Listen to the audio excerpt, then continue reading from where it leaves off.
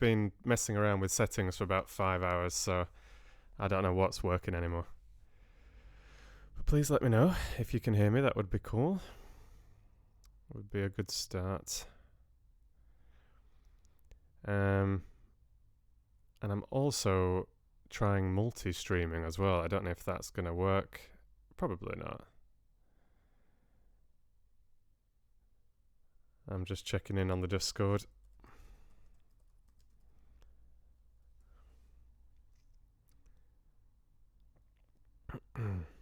Hey, hello. And JB's here as well. Can you hear me? Just confirm. Please type the words yes. Oh, there you go. Cheers, Sean. Thanks.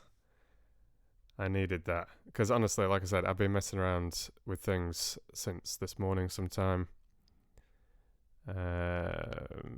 Playing around with all sorts of stuff. I've been trying to set up a different webcam as well. I was trying to use my phone instead of this Logitech camera because I think this one's fine, but I just thought that why not use the good mobile phone that I've got. You know, the camera's so high quality and it's a little bit you get a little bit of a wider lens as well. So I spent a couple of hours messing about with that, but I got it working but very, very laggy, and I just thought it's not worth it. I'd rather have slightly worse quality camera than the laggy stream. It's just not fun at all. But hello to those of you joining. And as you can see up at the top, I was going to just jump straight into like a little introductory reading. Although I did those few book clubs at Christmas, that is a few months ago now, and I feel very rusty with the live reading setup again. So I thought it would be just nice, as much for me as for anybody else, just to read something that doesn't have any expectations, I suppose. So a book that maybe not so many of you know, something that I've not already started in the past, where we've got a particular feeling already developed or whatever. So nice to see that Joyce knows James Herriot, though. I mean, the James Herriot books are pretty famous, but they're not perhaps George Orwell, Jane Austen, J.R. Tolkien level of famous, you know. And those of you that have been a $5 patron of mine, you may have discovered that I have read a little bit of James Herriot in the past, actually, or narrated myself, recorded myself narrating James Herriot back just after I did The Hobbit. I was also just playing around at home, again, just recording on my old mobile phone, and I was trying various things, The Guest Cat, Hitchhiker's Guide to the Galaxy, a couple of others, and If Only They Could Talk was one of those. And there's a lovely, lovely old British TV series of these books as well, called All Creatures Great and Small. And it's just lovely. And for those of you that are fans of my reading of The Secret Garden, I thought that this could be a particularly nice one for you. It's set in Yorkshire again. It's more modern, but it's still quite old. It's set in, is it the 30s originally? I didn't do my research. I'm just trying to think when the Second World War appears, if it appears. It's probably a similar time anyway to Downton Abbey, that kind of period. And it's quite relaxing, a lot of appreciation for nature and animals, which are obviously two things close to my heart, and just quite amusing as well. So it's about a newly qualified vet from the big city who ends up going to a very rural part of Yorkshire and immediately struggling even to understand people, never mind to actually do his new job properly. So it's quite amusing. Yeah, Joyce just mentioning Tricky Woo and the owner, really wonderful. There's some very, very fun characters. And the TV series that ran for a few series, was really, really well done. My parents introduced me to it as a kid. So yeah, it's really nice. So I think, like I said, fans of The Secret Garden, maybe of the Brontes, maybe of Alan Bennett. Someone was mentioning the other day, that kind of thing. And those that just like something quite relaxing. Yeah, maybe themes of nature and animals, but some really nice characterization and interaction between fun, peculiar, everyday people, really. So, yeah, it's nice. And I did actually have a paper copy of it somewhere, but with me moving house about 13 times in the last couple of years, I've misplaced it. I've been looking for it this morning. I just thought of it this morning. So I've been looking around in a couple of boxes, but I can't find it. So I have just downloaded a ebook for it, a PDF for it, and it's not quite the same. I love reading from the paper book. As you know, I never do my sort of official, more professional recordings with a book for various reasons. The Secret Garden was read from the book, but that was an unusual thing, this whole raw reading thing that I was playing around with there. Oh, and Dracula, actually. I'm forgetting. Dracula I am reading from the book because I'm trying to recreate that raw reading style of The Secret Garden, but with a bit more polish. But generally, I read from PDFs. It's much smoother, and you don't get broken up by changing pages or interrupted by the rustle of pages and everything, which is lovely for a different sort of effect. But when I want it to be very immersive and sort of more professional, I don't want that. So I am just going to read off the screen, and I'll just read a few pages. I won't go crazy for it. I'll just read a few pages, then I'll come back to the chat, see how you're doing, whether you're enjoying it or not. And then my plan was to either continue reading a little bit longer. I could just finish that first chapter, for instance. And then give you options, basically. So I've got 3 paper books at hand. I've got more, but I just picked out 3, which are Roald Dahl's The Witches, my George Orwell double edition 1984 and Animal Farm, and I've also showed this before, my illustrated copy of Jane Austen's Pride and Prejudice. So there's those 3. I do also have The Hobbit. I do also have Dracula. I do also have Alice in Wonderland. There's a couple of other things kicking about that I've got paper copies of. And I also wanted to see if we would like some To Marry a Prince as well. So they were the options. But like I said, oh, it's strange. Why is the chat only just started popping up? I wonder if that's on Facebook. Let me just have a look at that 1 second before I get started. If I try refreshing this, it should work. Just bear with me 1 second. You can amuse yourselves for a moment.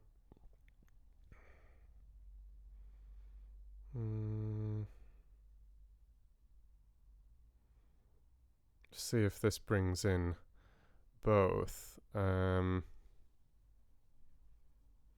Yeah, so it was only showing Susan from Facebook, but now everybody should be in. But the chat is really squashy for some reason. So this is going to look messy for a moment, but I will just try and tidy this up a little bit.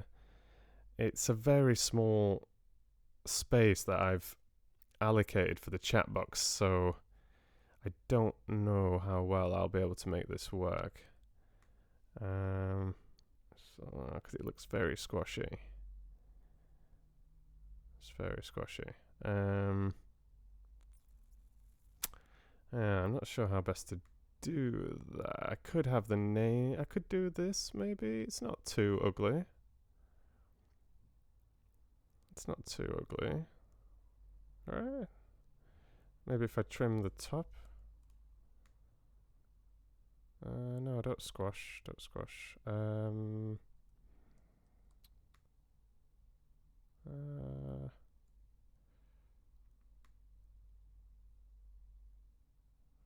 Bear with me.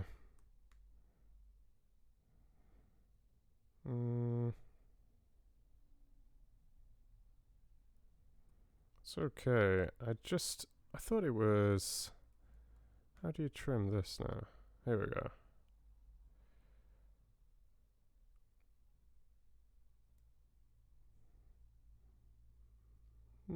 Maybe that's okay. Yeah, that's okay. My video capture is a little bit busy now, but it's not too bad. I think that's better than nothing. So a little bit of activity in the chat, but this gives you something to think about anyway. So I'm gonna start, like I said, with this little intro reading of If Only They Could Talk.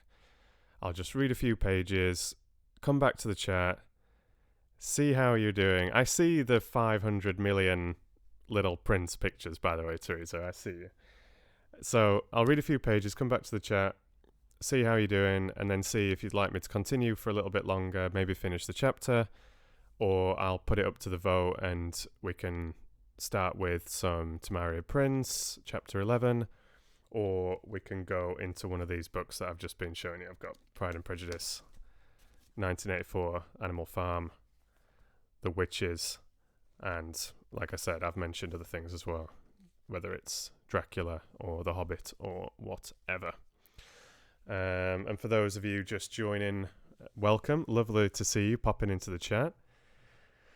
And yeah, like I said right at the start, I am quite rusty again with the live reading, so I don't want to sort of stress too much about trying to do perfect reading, or that I need to read a specific thing today. I just want to relax, get back into the live reading again, and if these go smoothly, especially with a lot of people at home and everything at the moment, I posted on YouTube community and on Discord and on the Facebook fan page yesterday asking about good times for book clubs and live streams, seeing who's interested in everything.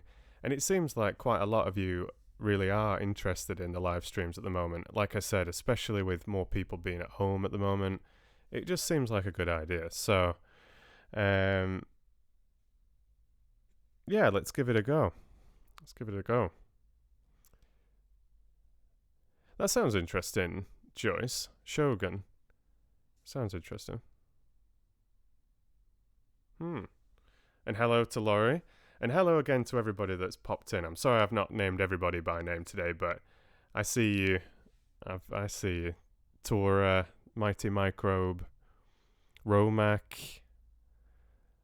I'm not going to lie, I don't know how to pronounce that name. FJPCAD. Fubjcad. Welcome. Juz. Who else popped in? Teffy. Holly. And I said hi to Sean right at the start. So if anybody else has popped in, welcome. Do say hello.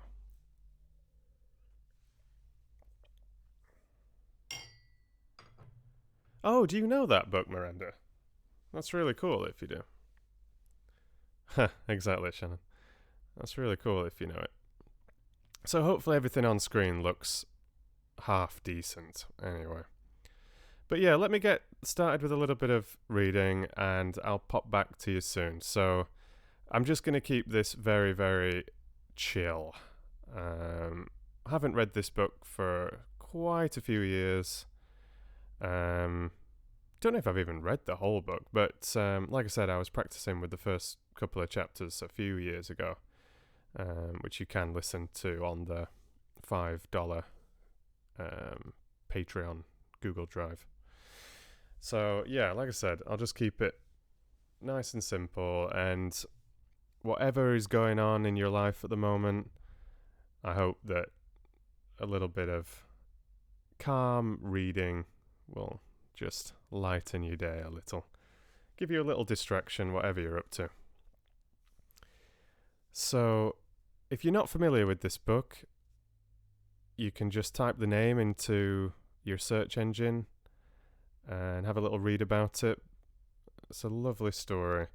And it is largely based on true events as well.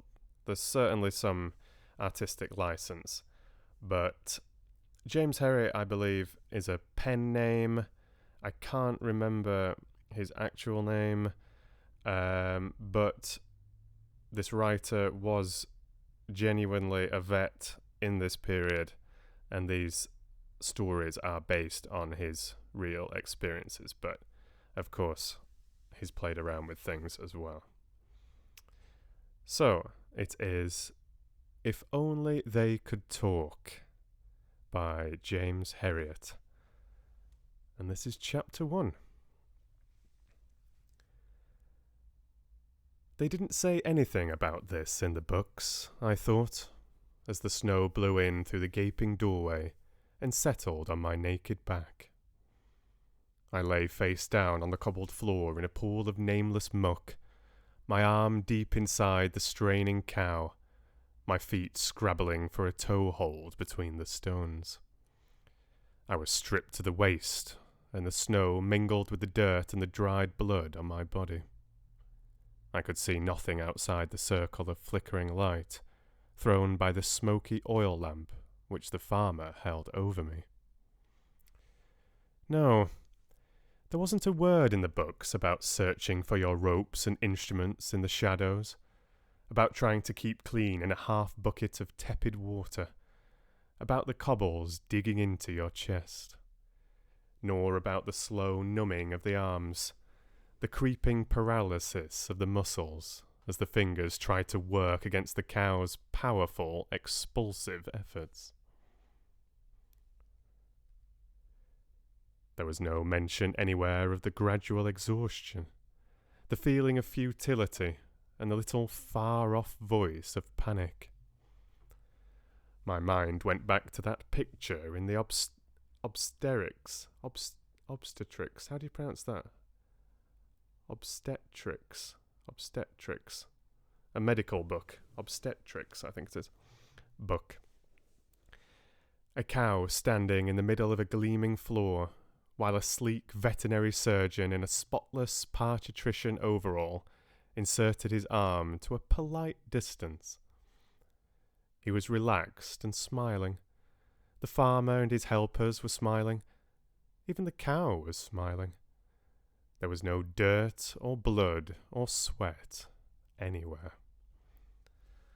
That man in the picture had just finished an excellent lunch and had moved next door to do a bit of carving, just for the sheer pleasure of it, as a kind of dessert. He hadn't crawled shivering from his bed at 2:00 in the morning and bumped over 12 miles of frozen snow, staring sleepily ahead till the lonely farm showed in the headlights. He hadn't climbed half a mile of white fellside to the doorless barn where his patient lay. I tried to wriggle my way an extra inch inside the cow. The calf's head was back, and I was painfully pushing a thin, looped rope towards its lower jaw with my fingertips. All the time my arm was being squeezed between the calf and the bony pelvis. With every straining effort from the cow, the pressure became almost unbearable. Then she would relax, and I would push the rope another inch. I wondered how long I would be able to keep this up. If I didn't snare that jaw soon, I would never get the calf away. I groaned, set my teeth, and reached forward again. Another little flurry of snow blew in, and I could almost hear the flakes sizzling on my sweating back. There was sweat on my forehead too, and it trickled into my eyes as I pushed. There is always a time at a bad carving when you begin to wonder if you will ever win the battle. I had reached this stage. Little speeches began to flit through my brain. Perhaps it would be better to slaughter this cow. Her pelvis is so small and narrow that I can't see a calf coming through. Or, she's a good fat animal and really of the beef type, so don't you think it would pay you better to get the butcher? Or perhaps, this is a very bad presentation. In a roomy cow it would be simple enough to bring the head round, but in this case, it is just about impossible. Of course, I could have delivered the calf by embryotomy, by passing a wire over the neck and sawing off the head. So many of these occasions ended with the floor strewn with heads, legs, heaps of intestines. There were thick textbooks devoted to the countless ways you could cut up a calf. But none of it was any good here, because this calf was alive. At my furthest stretch, I had got my finger as far as the commissure of the mouth, and had been startled by a twitch of the little creature's tongue. It was unexpected, because calves in this position are usually dead, asphyxiated by the acute flexion of the neck and the pressure of the dam's powerful contractions.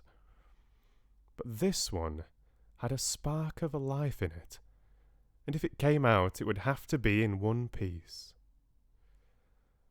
I went over to my bucket of water, cold now and bloody, and silently soaped my arms.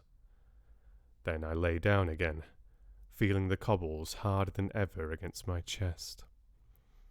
I worked my toes between the stones, shook the sweat from my eyes, and for the 100th time thrust an arm that felt like spaghetti into the cow, alongside the little dry legs of the calf, like sandpaper tearing against my flesh, then to the bend in the neck, and so to the ear, and then, agonizingly, along the side of the face towards the lower jaw, which had become my major goal in life. It was incredible that I had been doing this for nearly 2 hours, fighting as my strength ebbed to push a little noose round that jaw. I had tried everything else. Repelling a leg, gentle traction with a blunt hook in the eye socket, but I was back to the noose. It had been a miserable session all through. The farmer, Mr. Dinsdale, was a long, sad, silent man of few words, who always seemed to be expecting the worst to happen. He had a long, sad, silent son with him, and the two of them had watched my efforts with deepening gloom. But worst of all had been Uncle. When I had first entered the hillside barn, I had been surprised to see a little bright-eyed old man in a pork-pie hat settling down comfortably on a bale of straw. He was filling his pipe and clearly looking forward to the entertainment. "Now then, young man," he cried in the nasal twang of the West Riding. "I'm Mr. Dinsdale's brother. I farm over in Linstondale." I put down my equipment and nodded. "How do you do? My name is Herriot." The old man looked me over, piercingly. "My vet is Mr. Broomfield. Expect you'll have heard of him. Everybody knows him, I reckon. Wonderful man, Mr. Broomfield, especially at carving. Do you know, I've never seen him beat yet." I managed a wan smile. Any other time I would have been delighted to hear how good my colleague was, but somehow, not now. Not now. In fact, the words set a mournful little bell tolling inside me. "No, I'm afraid I don't know Mr. Broomfield," I said, taking off my jacket and more reluctantly peeling my shirt over my head. "But I haven't been around these parts very long." Uncle was aghast. "You don't know him? Well, you're the only one who doesn't. They think the world of him in Listendale, I can tell you." He lapsed into a shocked silence and applied a match to his pipe. Then he shot a glance at my goose-pimpled torso. "Strips like a boxer, does Mr. Broomfield. Never seen such muscles on a man." A wave of weakness coursed sluggishly over me. I felt suddenly leaden-footed and inadequate.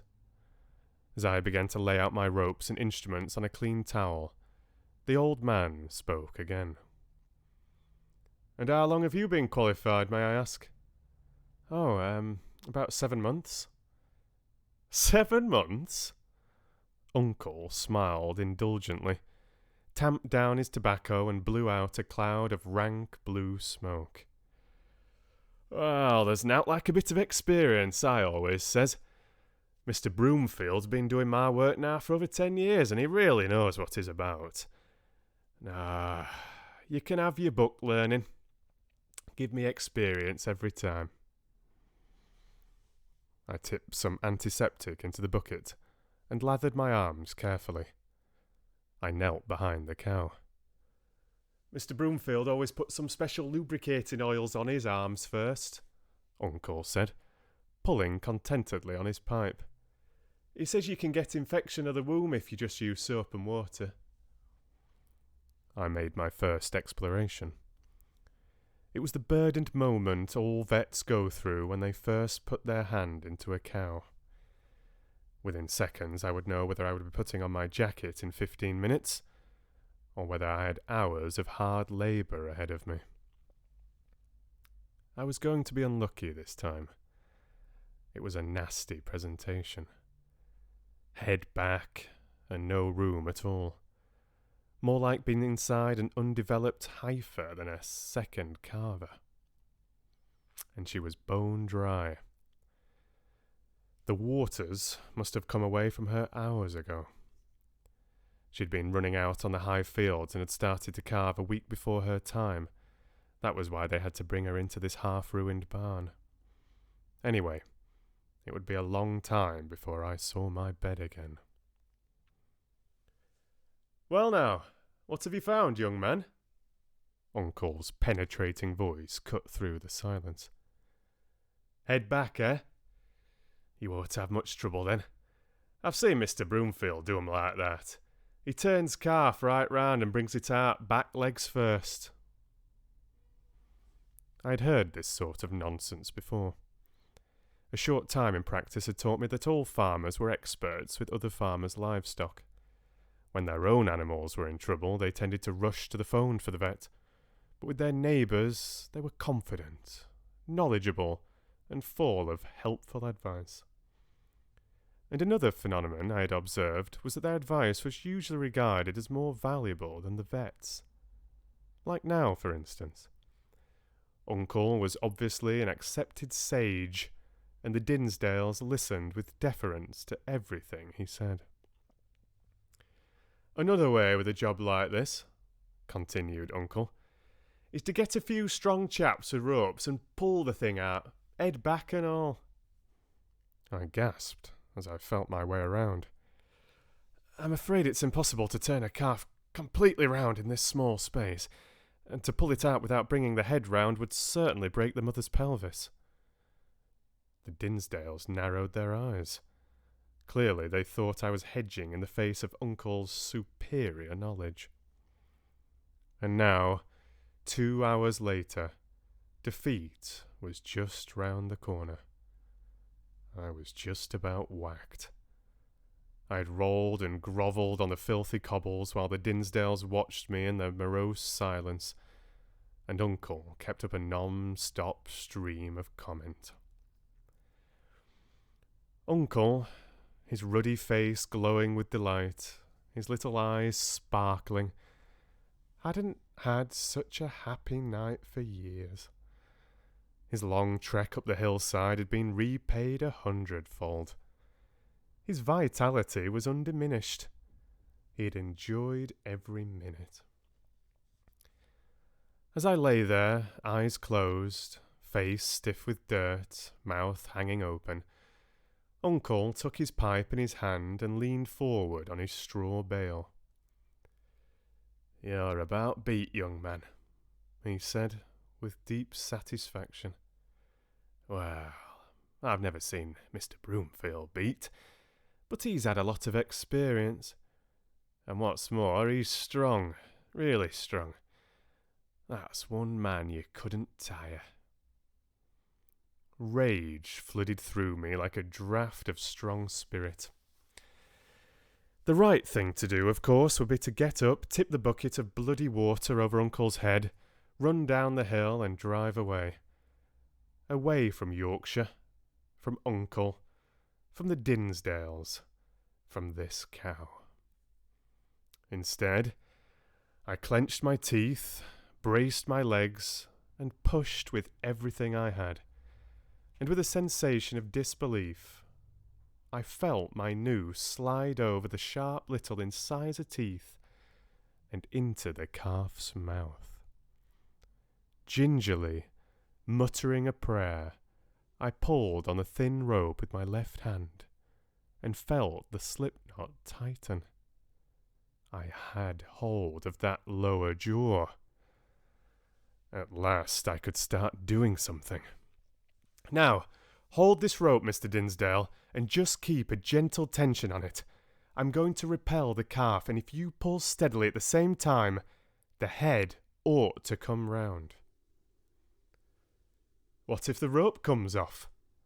asked Uncle hopefully. I didn't answer. I put my hand in against the calf's shoulder and began to push against the cow's contractions. I felt the small body moving away from me. "Now, a steady pull, Mr. Dinsdale, without jerking." And to myself, "Oh, God, don't let it slip off." The head was coming round. I could feel the neck straightening against my arm. Then the ear touched my elbow. I let go the shoulder and grabbed the little muzzle. Keeping the teeth away from the vaginal wall with my hand, I guided the head till it was resting where it should be, on the forelimbs. Quickly, I extended the noose till it reached behind the ears. "Now pull on the head as she strains." "Nay, you should pull on the legs now," cried Uncle. "Pull on the bloody head rope, I tell you," I bellowed at the top of my voice, and felt immediately better, as Uncle retired, offended to his bale. With traction, the head was brought out, and the rest of the body followed easily. The little animal lay motionless on the cobbles, eyes glassy and unseeing, tongue blue and grossly swollen. "It'll be dead, bound to be," grunted Uncle, returning to the attack. I cleared the mucus from the mouth, blew hard down the throat, and began artificial respiration. After a few pressures on the ribs, the calf gave a gasp, and the eyelids flickered. Then it started to inhale, and one leg jerked. Uncle took off his hat and scratched his head in disbelief. "By God, it's alive! I'd have thought it'd be sure to be dead after you'd messed about all that time." A lot of the fire had gone out of him, and his pipe hung down empty from his lips. "I know what this little fellow wants," I said. I grasped the calf by its forelegs and pulled it up to its mother's head. The cow was stretched out on her side, her head extended wearily along the rough floor. Her ribs heaved. Her eyes were almost closed. She looked past caring about anything. Then she felt the calf's body against her face, and there was a transformation. Her eyes opened wide, and her muzzle began a snuffling exploration of the new object. Her interest grew with every sniff, and she struggled onto her chest, nosing and probing all over the calf, rumbling deep in her chest. Then she began to lick him methodically. Nature provides the perfect stimulant massage for a time like this, and the little creature arched his back as the coarse papillae on the tongue dragged along his skin. Within a minute, he was shaking his head and trying to sit up. I grinned. This was the bit I liked. The little miracle. I felt it was something that would never grow stale, no matter how often I saw it. I cleaned as much of the dried blood and filth from my body as I could, but most of it had caked on my skin, and not even my fingernails would move it. It would have to wait for the hot bath at home. Pulling my shirt over my head, I felt as though I had been beaten for a long time with a thick stick. Every muscle ached. My mouth was dried out, my lips almost sticking together. A long, sad figure hovered near. "How about a drink?" asked Mr. Dinsdale. I could feel my grimy face cracking into an incredulous smile. A vision of hot tea well laced with whiskey swam before me. "That's very kind of you, Mr. Dinsdale. I'd love a drink. It's been a hard 2 hours." "Nay," said Mr. Dinsdale, looking at me steadily. "I meant for the cow." I began to babble. "Oh, yes, of course. Certainly. By all means give her a drink. She must be very thirsty. It'll do her good. Certainly. Give her a drink." I gathered up my tackle and stumbled out of the barn. On the moor it was still dark, and a bitter wind whipped over the snow, stinging my eyes. As I plodded down the slope, Uncle's voice, strident and undefeated, reached me for the last time. "Mr. Broomfield doesn't believe in giving a drink after carving. Says it chills the stomach."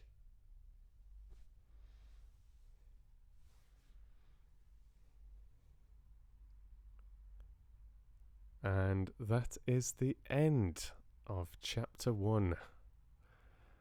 I hope you enjoyed it. I'm just going to have a drink myself.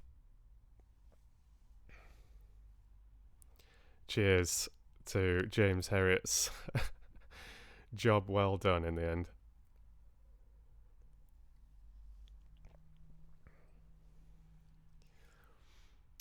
How are we doing? Did we enjoy that first chapter? Like I said before, for anybody who's joined later on, it was supposed to just be an introductory reading, so we don't have to continue with If Only They Could Talk.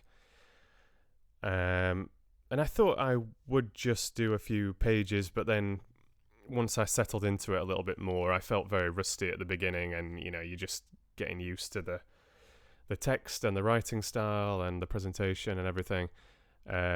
But once I settled a little bit, I was thinking, okay, yeah, I remember this chapter. It's not too long.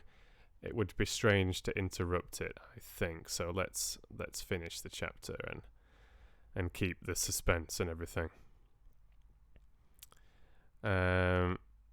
So yeah, hope you enjoyed it. I can see some happy campers in the chat. Anki Anka was leaving a very nice message yesterday, I think it was. So nice to see you here and enjoying it. Thanks very much. And Teresa and Shannon and Romac and Olivia. Oh, it's a favourite book of yours, Olivia. That's lovely. And I apologise if any of you have mentioned that you like this book in the past, and that you've perhaps listened to my reading of Chapter 1 and Chapter 2 on the Patreon Google Drive, and you've told me that at some point and I've forgotten. I apologise. But lovely to see you here, and hopefully you're enjoying it. Mighty Microbe as well, enjoying it. Good stuff. I was just skimming through the little chat as well. Logan's popped in, and Ducky McDucker. I'm guessing that's Ducks Are Cool from Discord. Nice to see you. Anybody else who's been popping in? Miss Bookworm. Good stuff. Thanks very much. Anybody else saying? There's quite a lot of you in the chat from what I can see. Really cool. Chocolate rain. Yeah, I picture the episode actually. It's many, many, many years since I've seen the series. I was probably a teenager, I think. But I can still picture the scene. And I think it was very well done. A book I've been putting off reading. Teresa would say To Marry a Prince. Shannon would probably say Phantom of the Opera. But for myself, that's a good question. I'll have to have a think about that. It's a good question. There's a few very famous authors that I've never actually read a book by. Maybe I've started them here and there. I mean, one book that I've been sort of putting off reading live is 1984. I've mentioned it a couple of times. I've even shared a picture of the spine of the book.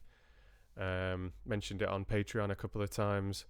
But yeah, 1984 is one that I would really, really like to read live. And I was sort of waiting for 2020 because I believe it's now in the public domain. I still find the whole public domain thing very confusing because there's different copyright depending what country you're in and all these kind of things. Purple Rain was actually what I was thinking of when you said that, Logan. Yeah, I'm sure any Orwell would be nice to read. Like I've said, I've got them both here. Like, well, two of the very famous books by Orwell, Animal Farm and 1984. But 1984 in particular, I would enjoy. But how about you guys? You can answer that question too. Is there anything that you've been putting off reading? Anything that you'd like to see me read? I know there's many things that I've started in the past. Ooh, that was a bad idea. Was that a bad idea? Sorry, I'm just playing around with the chat box. I saw that it could have been slightly better.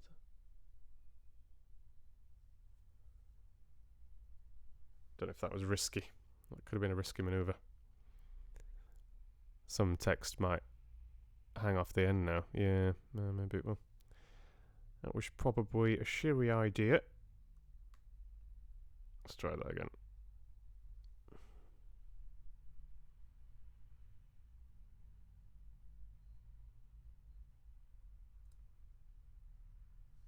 I'll leave it like that. But yeah, tell me. Books you would like to hear me read, whether it's something I've started before, something I've never started. And Not Me says, it's not a dumb question. It's definitely not a dumb question, but it is a question I've answered quite a lot, but it's not a dumb question at all. The whole Red Fox thing came from a multitude of things. The boring answer, I suppose, is I like foxes. I really like animals in general. But foxes, I've said before, so I apologize to those people who have heard these sorts of stories a million times. But I like dogs. I like cats. Foxes, I've always found a sort of a wild combination of cats and dogs. I think they have a very interesting bunch of characteristics from both felines and canines. So I just find them a fascinating animal that I can sort of relate to in a few ways. Like if I was a British wildlife animal, if I wasn't some sort of bird of prey, I would go for a fox. If I was a mammal, I would go for a fox. And I've had a couple of close encounters with foxes in real life, like got very close to them. Suddenly, like they've jumped out on me or I've jumped out on them, and just had little magical moments where your eyes meet and time stops. And I just find them really fascinating, just like the very magical little creatures, I think. And I like their sort of physical attributes as well. They're often said to be cunning and often seen as bad guys, but they can be really seen as good guys as well. They're just interesting, mysterious, cunning, agile, quite smart, quite strong, good hunters. Just cool animals, I think. And now I've got like a soft toy collection of foxes. And one of my favourite TV shows as a kid was The Animals of Farthing Wood. I've mentioned this on book clubs going way back when I first started these live streams on my old channel.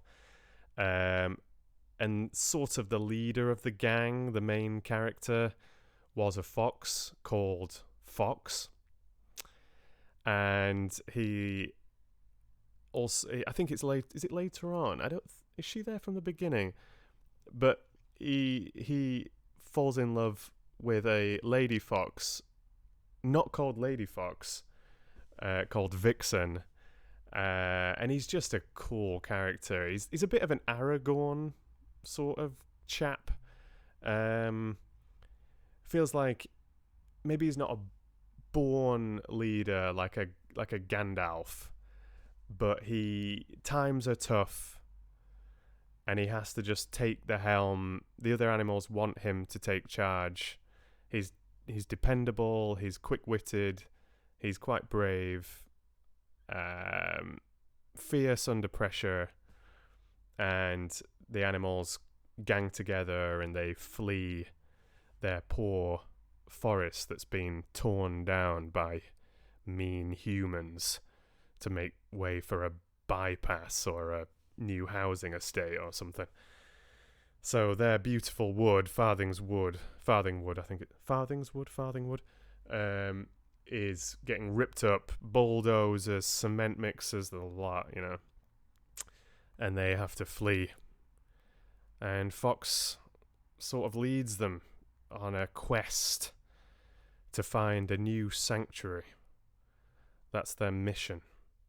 And some of them die along the way. It's an arduous journey, a dangerous journey, perilous.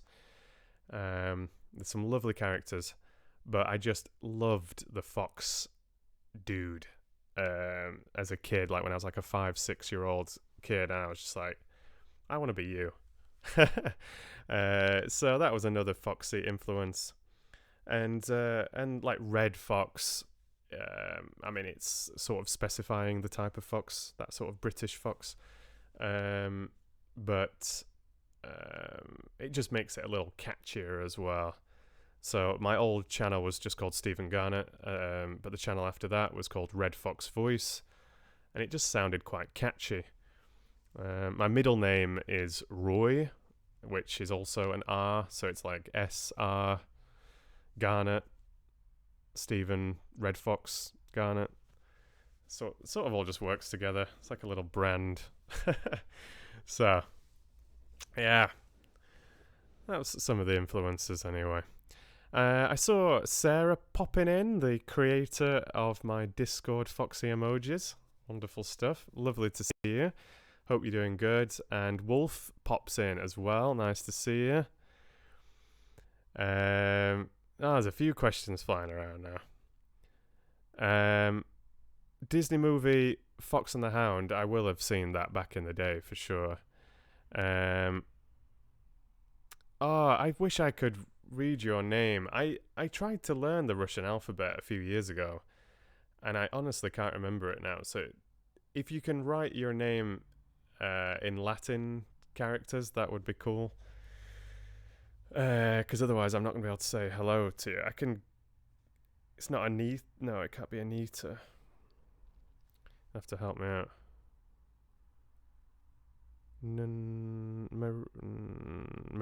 Maria?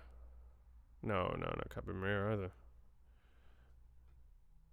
You'll have to help me out. How to trademark the animal. You can't trademark animals, Shannon. Jane Eyre, says Joyce. Yeah, I've mentioned Jane Eyre before. And Wuthering Heights also been mentioned. Yorkshire Classics. Anne of Green Gables has been mentioned a lot. That's American, isn't it? I'm always a little bit unsure about narrating American books. I have done it before. Like my first official Audible audiobook, Sleepers, by an American author. He auditioned about 20 people, he said, and he chose me, which is cool. And I really didn't understand it. Like, it's set in Massachusetts, so it felt strange, everybody having various English, British accents. But he obviously liked my voice and style and everything.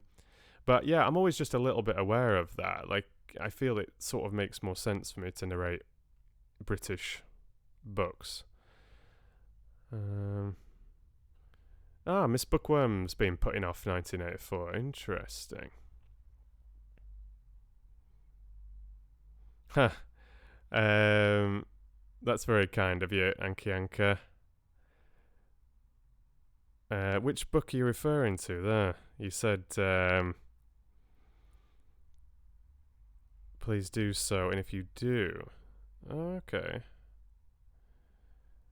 Maybe you're just talking about the book that I was putting off, whichever it is.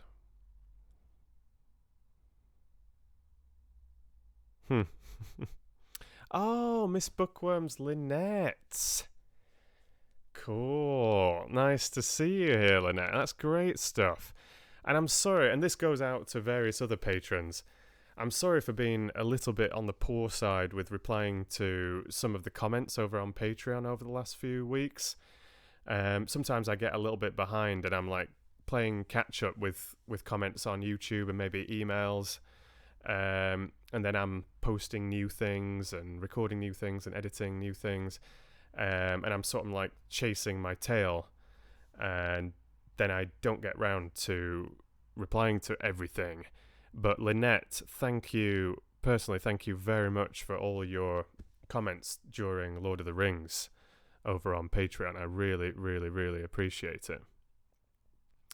Thank you very much. So nice to see you here as well. And anybody else who's not been in a live stream before, it's really cool. Welcome. I hope you're finding this quite relaxing. That's the plan. A little distraction. Lilia, cool. Thank you. That sounds about right. I was trying to figure it out. I was like, 2 letters the same, like the first and the third letter was the same, and I just couldn't piece it together. And my Russian alphabet skills from like about 10 years ago are just out of the window.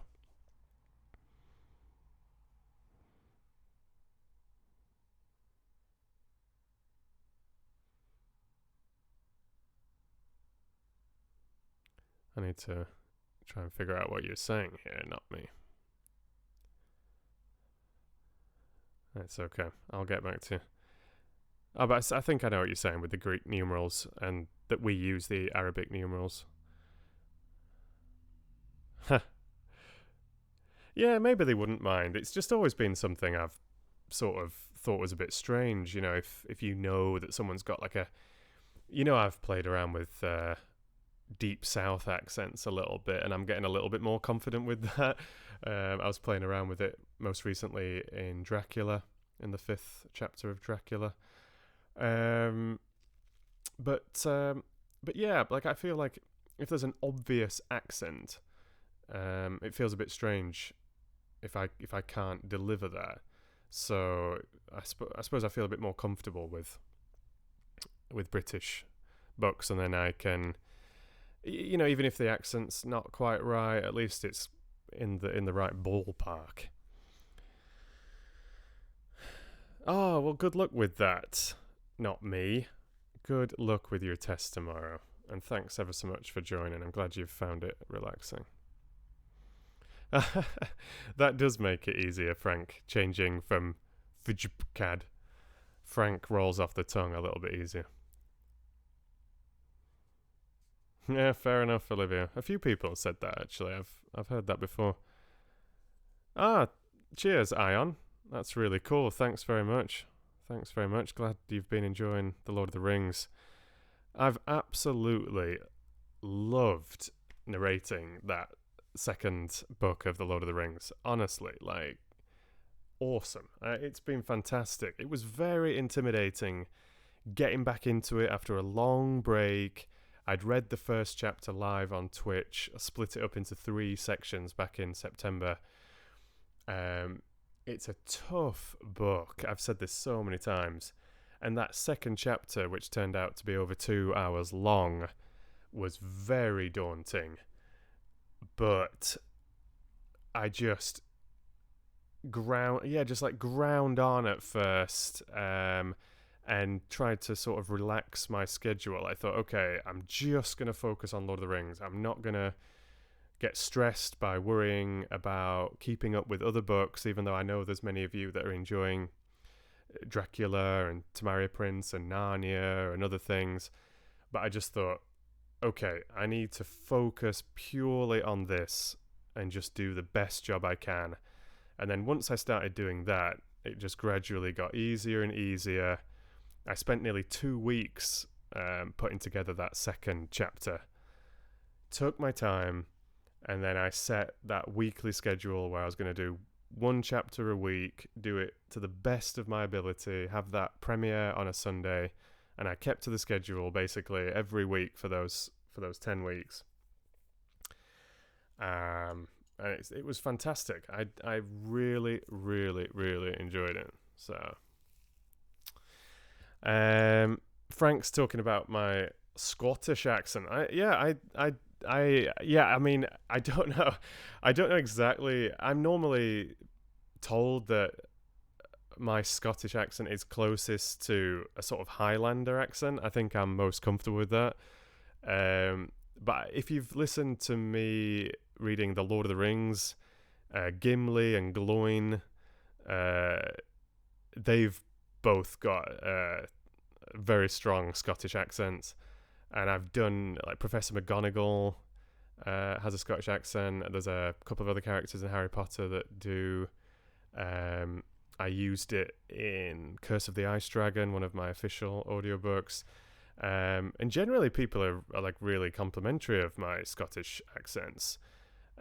Also in Lord of the Rings, I started Pippin with a bit of a softer Scottish accent, and then I slowly migrated him to more of a general Gaelic with a hint of Irish accent, because I just didn't want him to clash too much with Gimli and Gloin, and I still felt it sort of suited the character and helped to distinguish between the hobbits and everything. So I do like to mess around with a wee Scottish accent from time to time. So I do like to play around with it. I often get a bit worried about offending people, but then whenever I seem to play around with a French accent or a German accent or West Country or a more received pronunciation, posher accent, southern accent in England, some Russian silliness, or whether it's the Scottish or whatever, most people just seem to really enjoy it. So maybe I shouldn't be too worried about offending people and just have fun. And if there's a point behind the accent as well, it's relevant to a particular character, then yeah, why not, I guess. But yeah, so yeah, Mighty Microbes commenting on the American British thing. I think maybe it depends on the book. That sometimes it could perhaps stand out a little bit, sound a bit incongruous if it's like I said, like a very distinctive character, a distinctive American accent, and they're being spoken in a British accent. I think it'll be a little bit strange, but it's a very subjective thing. I imagine some of you don't mind at all, and some of you would find it strange.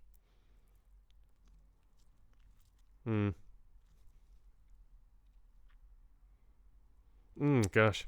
But Aussie accent, I've mentioned this to you before, I think, Jez. I think it was you. Like, Aussie accent, it's never been something I've got comfortable with. I should maybe sit and try and practice it or something, but there's a couple, like Welsh. Sometimes I get, like, I'm really on the edge of sounding convincing, and then it just falls into dust. Australian, I can like say certain words and that's it. Like, to actually keep up a characterization is really hard. And South African, like, I just can't get close. Like a couple of my friends back home, I've mentioned this before, they're technically much better than me with accents, but there's a difference between saying whatever you want to in a certain accent that that you can sort of pull off, or saying certain words that you've heard someone say many times and you just copy that, you just impersonate it. Big difference from that and then actually having to narrate specific lines from a book and still sound convincing. That's very, very, very difficult. It's like when I first started messing around with Gollum, for example, in The Hobbit. I've always been told that my impression of Andy Serkis doing Gollum in the Peter Jackson films is really good, and like a lot of people have been really kind, like in real life, like face to face, like friends and family and stuff, thinking it's really funny and it's like some kind of party piece or whatever. But then when you actually sit down with the book and you're needing to narrate 10 times as many lines as Andy Serkis actually has in the film, and they're lines that you've never heard being spoken, then it gets really, really challenging. So you have to get much, much, much more comfortable with the accent or the voice when you engage with a book or with a set script than you do if you're just kind of messing around, pretending to be your own character, if that makes sense. So Australian, I think currently I would butcher that, Jez. I really would. I'm just reading through the chat. But whilst I'm just skimming through here, yeah, but that's kind of what I've been told before, Wolf, that it's like generally when I'm playing around with Scottish, it's like Highland with a little bit of Glaswegian and then probably just a bit of a mishmash of all sorts of things. Like, I briefly lived in St Andrews, which is just down the road from Dundee, so like maybe there's some influence there, I don't know. But I had a friend when I went to uni in Scotland who was from Glasgow, and then I had a couple of colleagues that were from northwest Scotland, and then you hear a lot of sort of Highland accents through various TV shows and films and things like that, so you get used to emulating those accents, I suppose.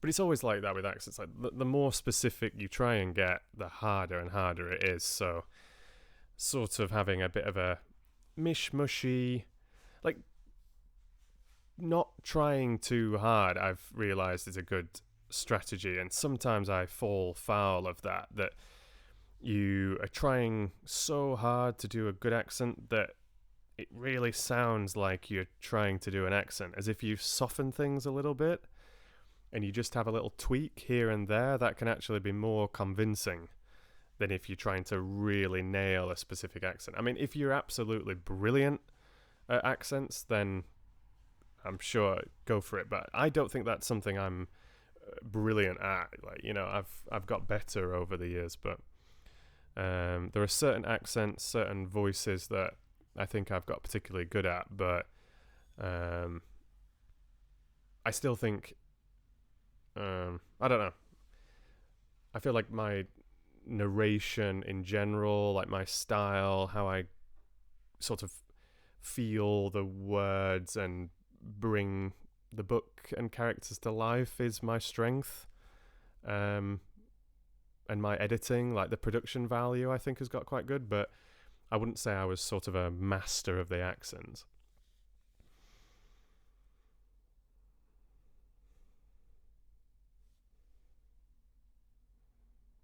Yeah, very true, Lynette. Very true. You're saying, yeah, you've just got the voice. That's the big thing with audiobooks, of course. Yeah, it's a tricky thing. It's a tricky thing. Um, yeah, there's a lot that goes. There's a lot that goes into making an audiobook. You know, the pauses you use in between sentences, between characters, the pace that you read, the intonation and different styles that you use, melodies of your voice, whether it's the narrator's voice or whether it's the character's voice, and how exactly you read each book. You know, I generally have a different narrator's voice or a slightly different style depending what book I'm reading, and yeah, like you're saying, like there's no other visuals to assist you. And I go very easy on sound effects and music and stuff like that. You know, all the sound effects I use are just my own voice. Like I never ever cut sounds in or anything like that. I think a couple of people might have thought that I actually inserted a horn sound when I was doing the Horn of Gondor in chapter 3 of book 2 of The Lord of the Rings, but that was just me going, you know, and doing my best horn impression. So all the sound effects I do, I just make myself, but I go very light on them. I go very light on the music. I just use it as an intro, as an outro.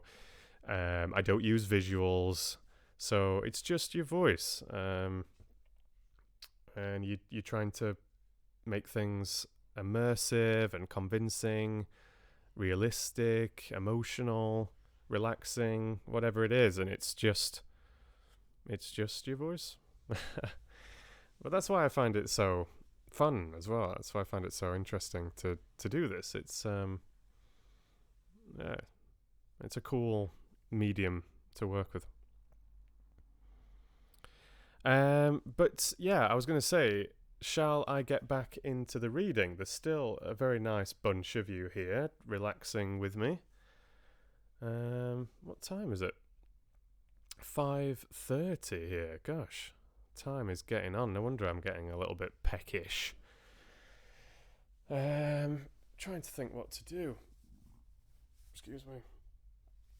I'm wondering whether I should take a break for a little while and just have this as a warm-up stream. Have a little bit of food and a break, and then maybe come on later or come on tomorrow. But I would like to know whether I log off now or whether I keep going. Would you like to hear more of If Only They Could Talk? So we had chapter 1. Would you like to hear chapter 2? Or would you like me to read To Marry a Prince, 1984, Animal Farm, Pride and Prejudice, The Witches, The Hobbit, Let me know in the chat, those of you that are hanging out with me this afternoon. Let me know. Yeah, it was my own horn impression, Lynette. You see what I mean?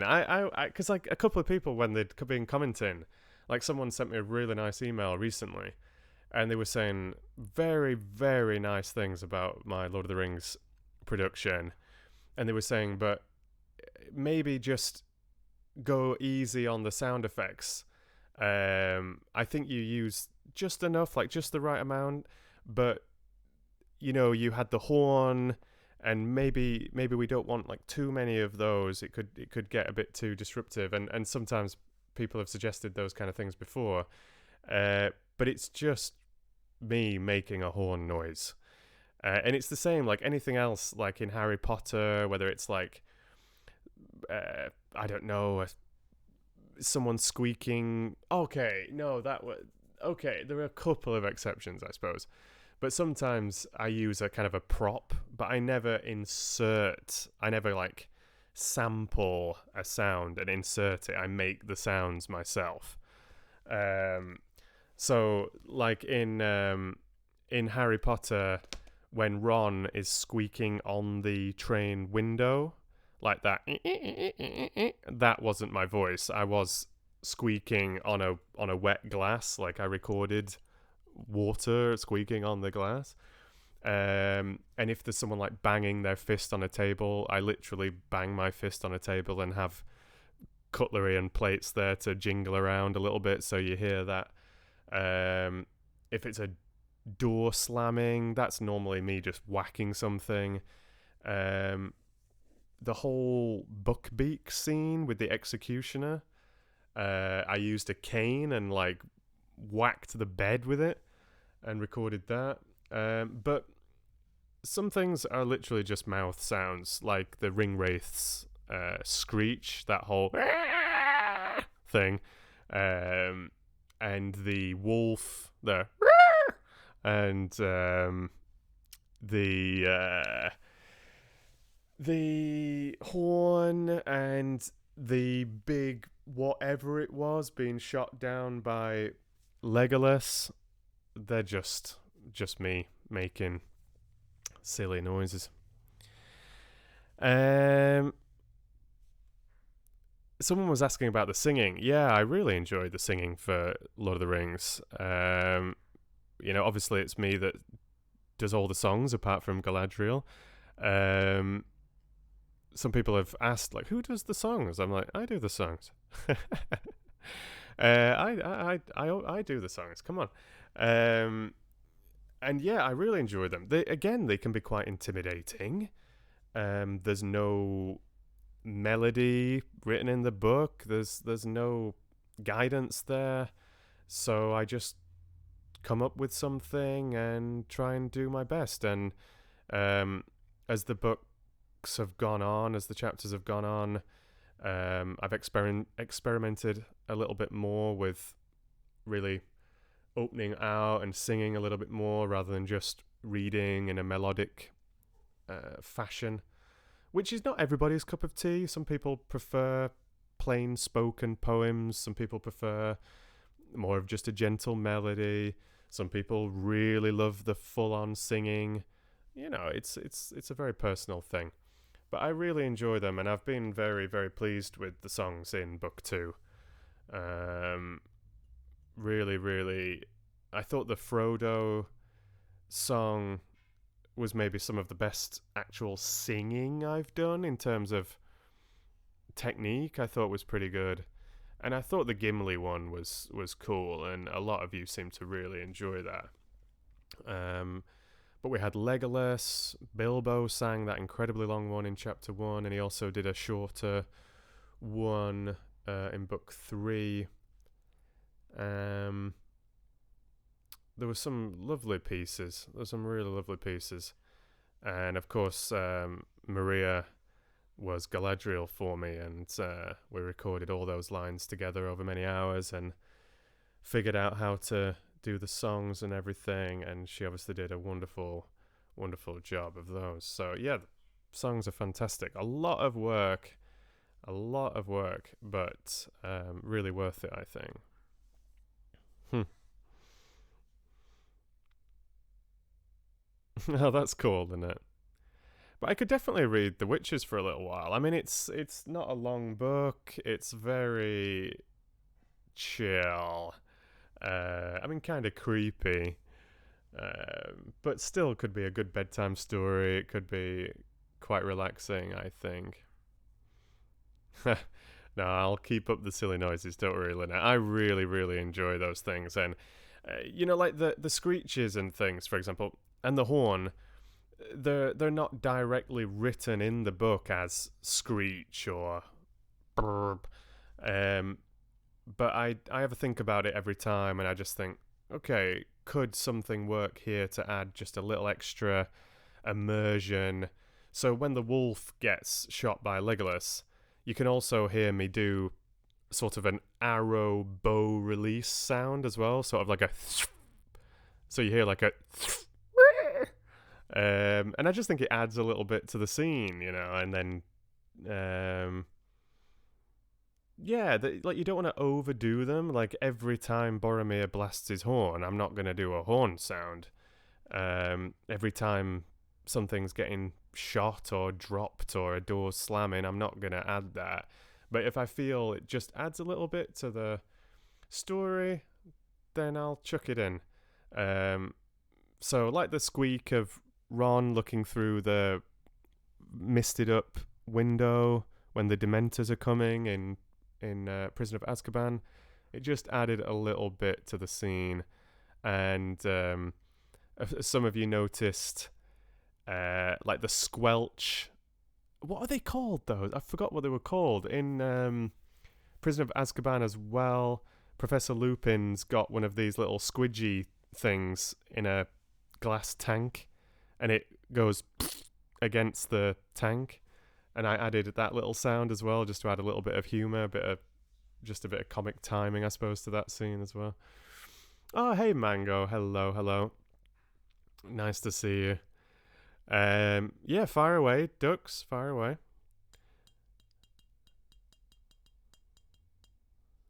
Thanks very much, Frank. That's nice. Oh, and hi to Katie Bug as well. Oh, we've got Katie and Katie Bug. Welcome to you both. Great stuff. Great stuff. I'm just reading the chat again.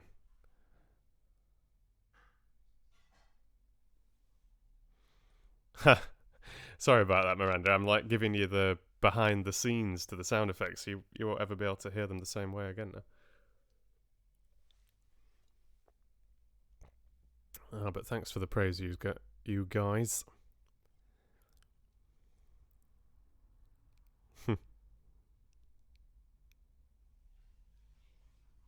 Hinky Punk. Yeah, Hinky Punk. Which was the Grindylow? Gosh, I'm forgetting all these characters now. It's too long. But it's the Hinky Punk that does the, I think, like splats against the tank.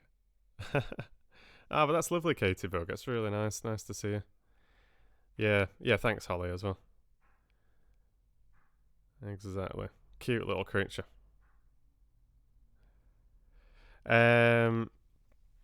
But yeah, I feel like I could read The Witches for a little while. Has Teresa gone? I know she'll be upset if she doesn't get some prints today. It's been a long time since chapter 10. But I think this has been really, really nice today, and it's like the stream quality seems to be good. I don't think there's been any lag or any dropped frames or anything. I wasn't feeling very well yesterday, so I don't want to overdo it today either. I was really wiped out. Like no serious symptoms, but just very, very, very fatigued. And I'm not the kind of person to go and nap in the afternoon or go to bed, but I did both. Like I napped in the morning and then went to bed in the afternoon. I was just absolutely wiped out, and I was feeling a little bit rough last week as well. But I feel much better today.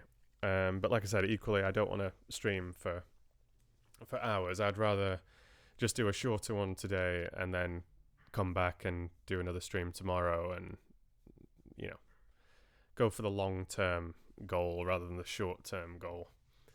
And I'll definitely be reading Tamario Prince, absolutely. and lots of other things too. For sure. For sure. Oh, the adventure book. That's a nice one. Enid Blyton. I'm surprised more people don't mention Enid Blyton, actually. I really thought that would be a very popular author. But I think you're one of the first people to have mentioned her, actually, Dux. Could be a nice one. Could be a nice one. You always think I look exhausted, Shannon. Even when I'm not exhausted, you think I look exhausted. So I can't trust your opinion on that. Whenever I wear my contacts as well, my eyes get a little bit more tired. So, but I think you just always think I look tired. Even when I've had like 15 hours sleep, you're like, ugh, get yourself to bed. But no, seriously, yesterday I was not at my best. So just ease back into it, I think, is sensible. Sensible. But how about The Witches? I'll let you guys vote now. So please write in the chat if you would like, and I'm not going to read for a long time, but if you would like, If Only They Could Talk. For those of you new to the stream, we had chapter 1, and I thought it was really nice. So we can either have chapter 2 of If Only They Could Talk, or we can have The Witches by Roald Dahl, or something else that I've mentioned. I just want to judge your feelings. So shout out. I don't mind. Like, I'm sort of more in the mood to start something new. Like I said, I just wanted to like warm back up into the live reading, and I feel a little bit less pressure when it's something new than when I'm continuing a series that I need to get back into that specific mindset behind that series. So see what you think. I will let the chat roll. But I will do that, Lynette, as well. I won't read for too much longer. I'll just do like half an hour or something. And then I'll just go and relax a little bit. Maybe get a little bit of sunshine. I think it'll do me good. Yeah. And then look to come back on tomorrow. I hope you would join me again tomorrow. Like, if I made this a regular thing for a little while, you know, especially with things being strange in the world. How was the time of day? You know, I was saying that I've been asking on YouTube community and things, does a bit earlier in the day work? You know, normally I try and stream between 10 p.m. and 2 a.m. my time. So adjust accordingly. I'm CET, Central Europe time, so 1 hour earlier if you're in the UK, 6 hours earlier if you're in the US, 3 hours later if you're off over in Russia and those places. But how was the earlier time? I could go even earlier. I was thinking maybe even a couple of hours earlier than I started today. So I'd like to know what you thought about the timing of the stream and whether you think this could work tomorrow and other days in the week. I'll have a look at the votes. We've got Prince, Witches, 1984, Witches, Prince, Witches, Whatever You Want, Witches, Witches, Witches, or Witcher, Witches, yeah. Alright. Yeah, that's right, Mango. James Herriot, that's the right spelling. You got it. It's up on the screen. You can see it on the top of the screen there. Alright, so we'll go for some Witches. My apologies to those Prince fans, Teresa included. But if I do a stream every day this week or every other day or something, then Prince will absolutely be in there. But like I said, right at the start of the stream, I just wanted to warm up with a couple of light things before I jump into some other stories. So it's not going to be put off for many, many weeks or anything. It will be a day or two at the most. Oh, that's very nice, Olivia. Nice to hear. Oh, thanks, Ada. Prince or witches? Thanks for the comments on the timing as well. Good stuff, good stuff. All right, so I'll just read a little bit of Roald Dahl's The Witches then. It's very easy going, if a little bit cray-cray, as all Roald Dahl stories have to be. But I'm a big Roald Dahl fan. If you've not listened to me read Fantastic Mr. Fox, then you're doing yourself an injustice, if I may say. I did have it on redfoxvoice with video. I'd recorded it way back before I even had YouTube, when I was doing The Hobbit. Before I did The Hobbit, I did Fantastic Mr. Fox, just recorded it on my mobile phone, and that is on Patreon, on the $5 Patreon file. But I did a new version with video last year, which I shared on redfoxvoice, my old channel, but it got pulled down for copyright, even though there are other versions of Fantastic Mr. Fox on YouTube, but we won't go there. It's a sore subject. But you can watch that video. So the camera is set on the book, so you see the words and the illustrations and me turning the pages and everything. It was the first time I'd ever tried something actually with video capture. But you can still access that through Patreon. If you support me for $2 or more, you can access audio libraries that have that Fantastic Mr. Fox reading in there. And I personally think it's really, really nice. There's character voices for the farmers and for the animals and everything. It was very, very nice to read. And with video as well, which is kind of cool. So yeah, I'm a big Roald Dahl fan. I've read most of his books as a child and some of them again as an adult. So hopefully this will be nice to listen to.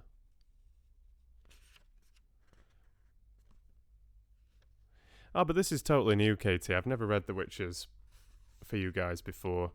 There is a little demo of The Witches, I believe, on the $5 Google Drive audio library. I think there's a demo in there.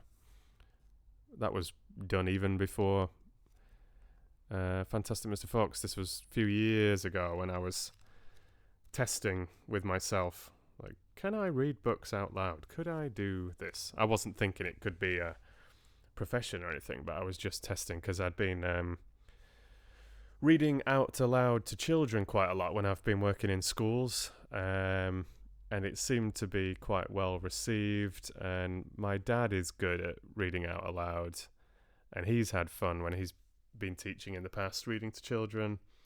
And I'd read some stories out aloud to adults sometimes that had really seemed to enjoy it. So yeah, I got my phone and started recording myself and listening back to it and thought, yeah, this is alright. And here we are, a few years later.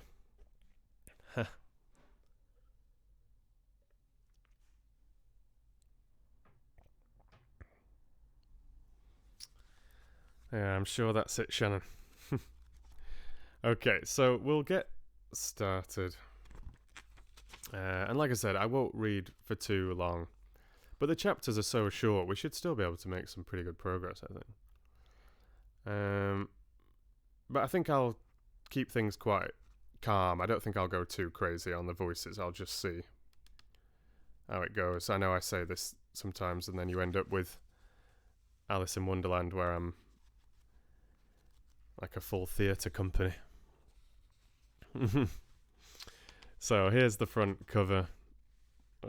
Where's my cam? There we go. So Roald Dahl's The Witches, an absolute children's classic. So take it easy wherever you are.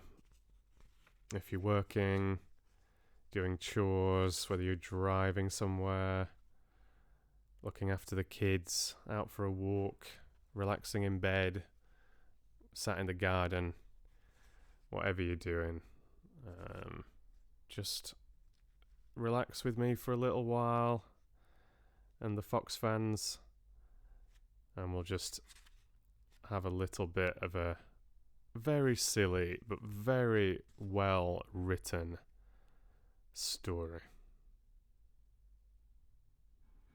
And little Scandinavian fun fact with me living in Sweden.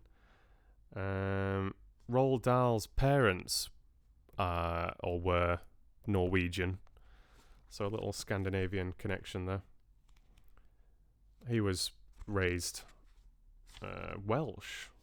He was born in Wales, so British but Norwegian family.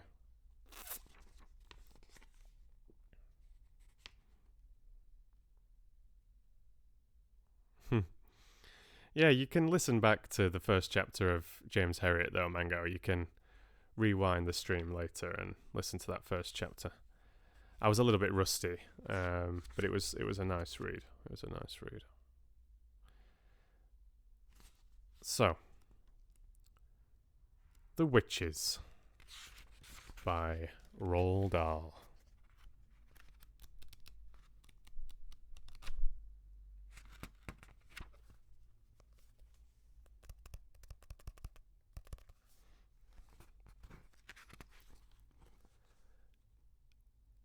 A note about witches.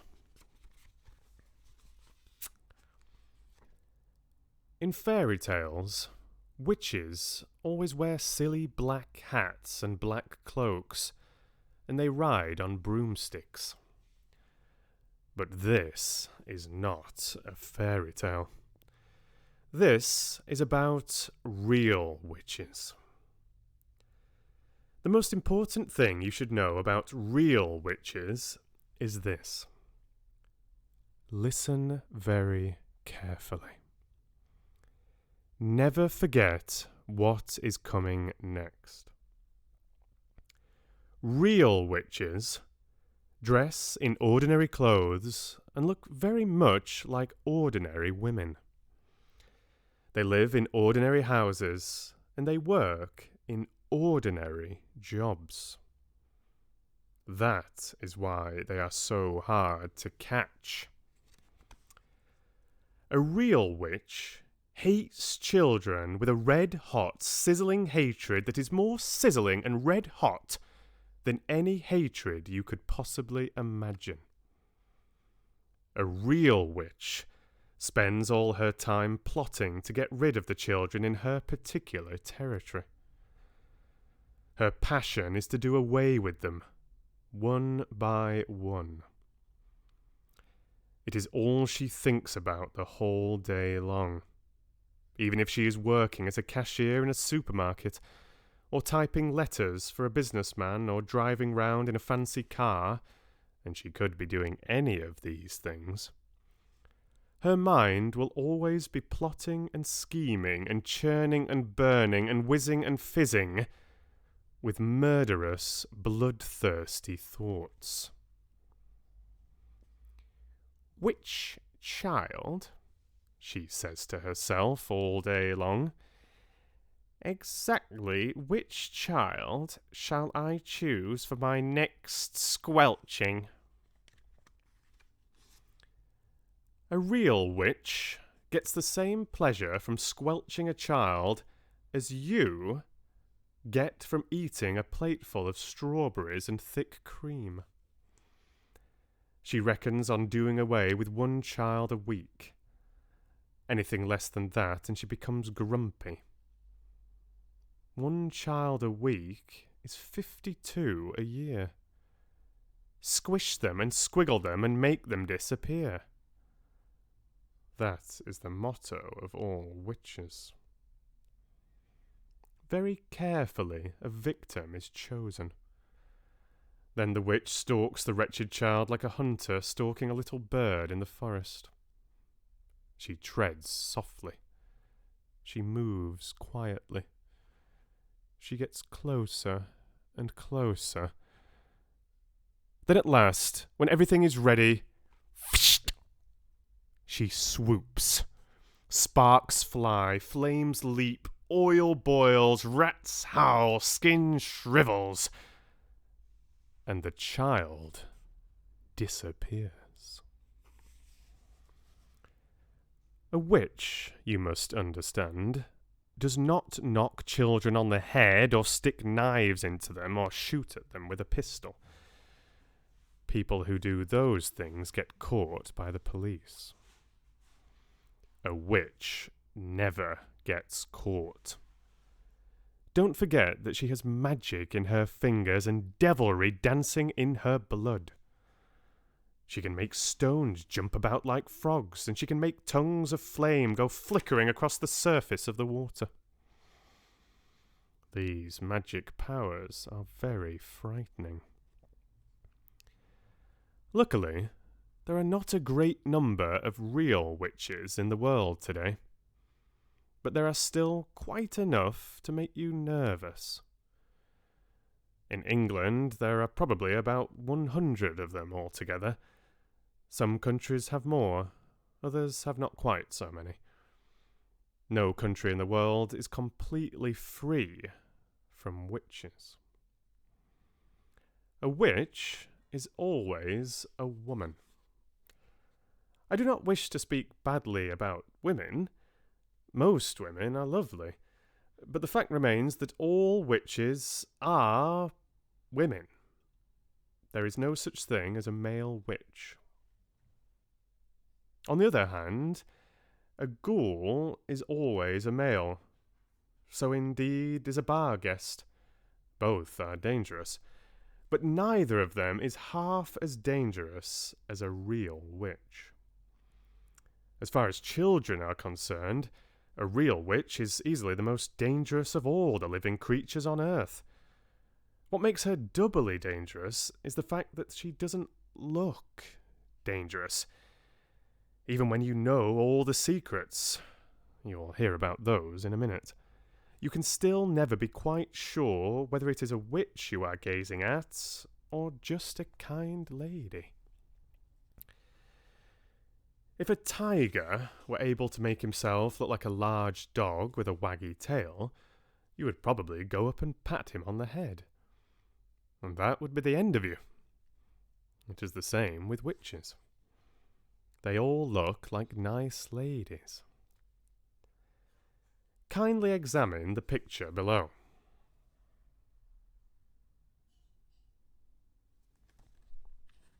Which lady is the witch? That is a difficult question, but it is one that every child must try to answer. For all you know, a witch might be living next door to you right now. Or she might be the woman with the bright eyes who sat opposite you on the bus this morning. She might be the lady with the dazzling smile who offered you a sweet from a white paper bag in the street before lunch. She might even, and this will make you jump, she might even be your lovely school teacher, who is reading these words to you at this very moment. Look carefully at that teacher. Perhaps she is smiling at the absurdity of such a suggestion. Don't let that put you off. It could be part of her cleverness. I am not, of course, telling you for 1 second that your teacher actually is a witch. All I am saying is that she might be one. It is most unlikely. But, and here comes the big but, it is not impossible. Oh, if only there were a way of telling for sure whether a woman was a witch or not. Then we could round them all up and put them in the meat grinder. Unhappily, there is no such way. But there are a number of little signals you can look out for. Little quirky habits that all witches have in common. And if you know about these, if you remember them always, then you might just possibly manage to escape from being squelched before you are very much older.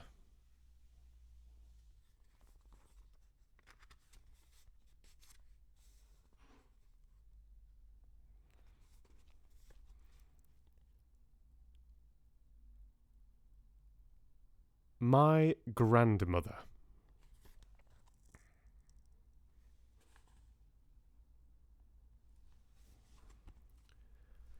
I myself had 2 separate encounters with witches before I was 8 years old. From the first I escaped unharmed, but on the second occasion I was not so lucky. Things happened to me that will probably make you scream when you read about them. That can't be helped. The truth must be told. The fact that I am still here and able to speak to you, however peculiar I may look, is due entirely to my wonderful grandmother. My grandmother was Norwegian. The Norwegians know all about witches, for Norway, with its black forests and icy mountains, is where the first witches came from. My father and my mother were also Norwegian, but because my father had a business in England, I had been born there, and had lived there and had started going to an English school. Twice a year, at Christmas and in the summer, we went back to Norway to visit my grandmother. This old lady, as far as I could gather, was just about the only surviving relative we had on either side of our family. She was my mother's mother, and I absolutely adored her. When she and I were together, we spoke in either Norwegian or in English. It didn't matter which. We were equally fluent in both languages. And I have to admit that I felt closer to her than to my mother. Soon after my 7th birthday, my parents took me as usual to spend Christmas with my grandmother in Norway. And it was over there, while my father and mother and I were driving in icy weather just north of Oslo, that our car skidded off the road and went tumbling down into a rocky ravine. My parents were killed. I was firmly strapped into the back seat and received only a cut on the forehead. I won't go into the horrors of that terrible afternoon. I still get the shivers when I think about it. I finished up, of course, back in my grandmother's house with her arms around me tight, and both of us crying the whole night long.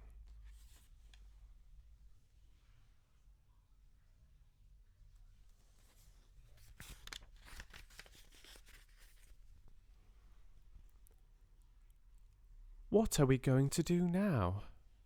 I asked her through the tears.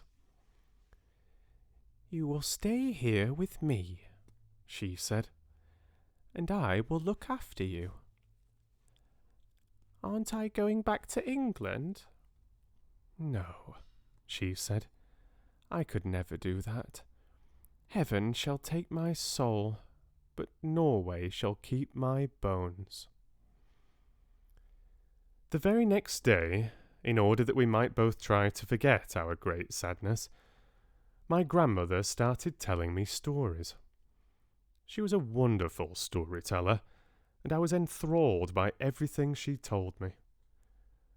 But I didn't become really excited until she got on to the subject of witches. She was apparently a great expert on these creatures, and she made it very clear to me that her witch stories, unlike most of the others, were not imaginary tales. They were all true. They were the gospel truth. They were history. Everything she was telling me about witches had actually happened, and I had better believe it. What was worse, what was far, far worse, was that witches were still with us. They were all around us, And I had better believe that too. Are you really being truthful, Grandmamma? Really and truly truthful? My darling, she said, you won't last long in this world if you don't know how to spot a witch when you see one. But you told me that witches look like ordinary women, Grandmamma, so how can I spot them? You must listen to me, my grandmother said. You must remember everything I tell you.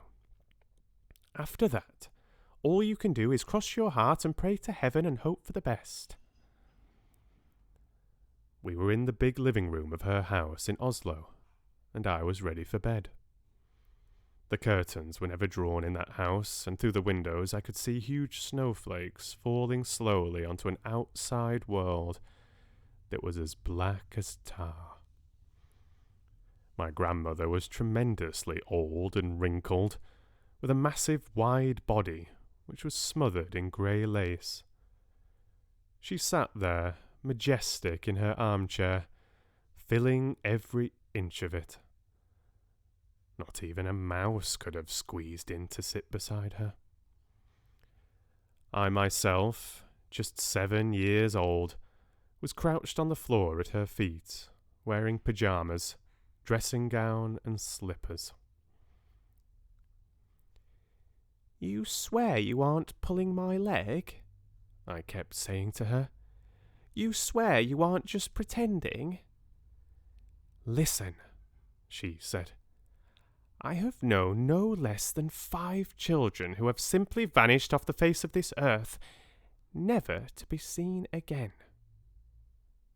The witches took them. I still think you're just trying to frighten me, I said.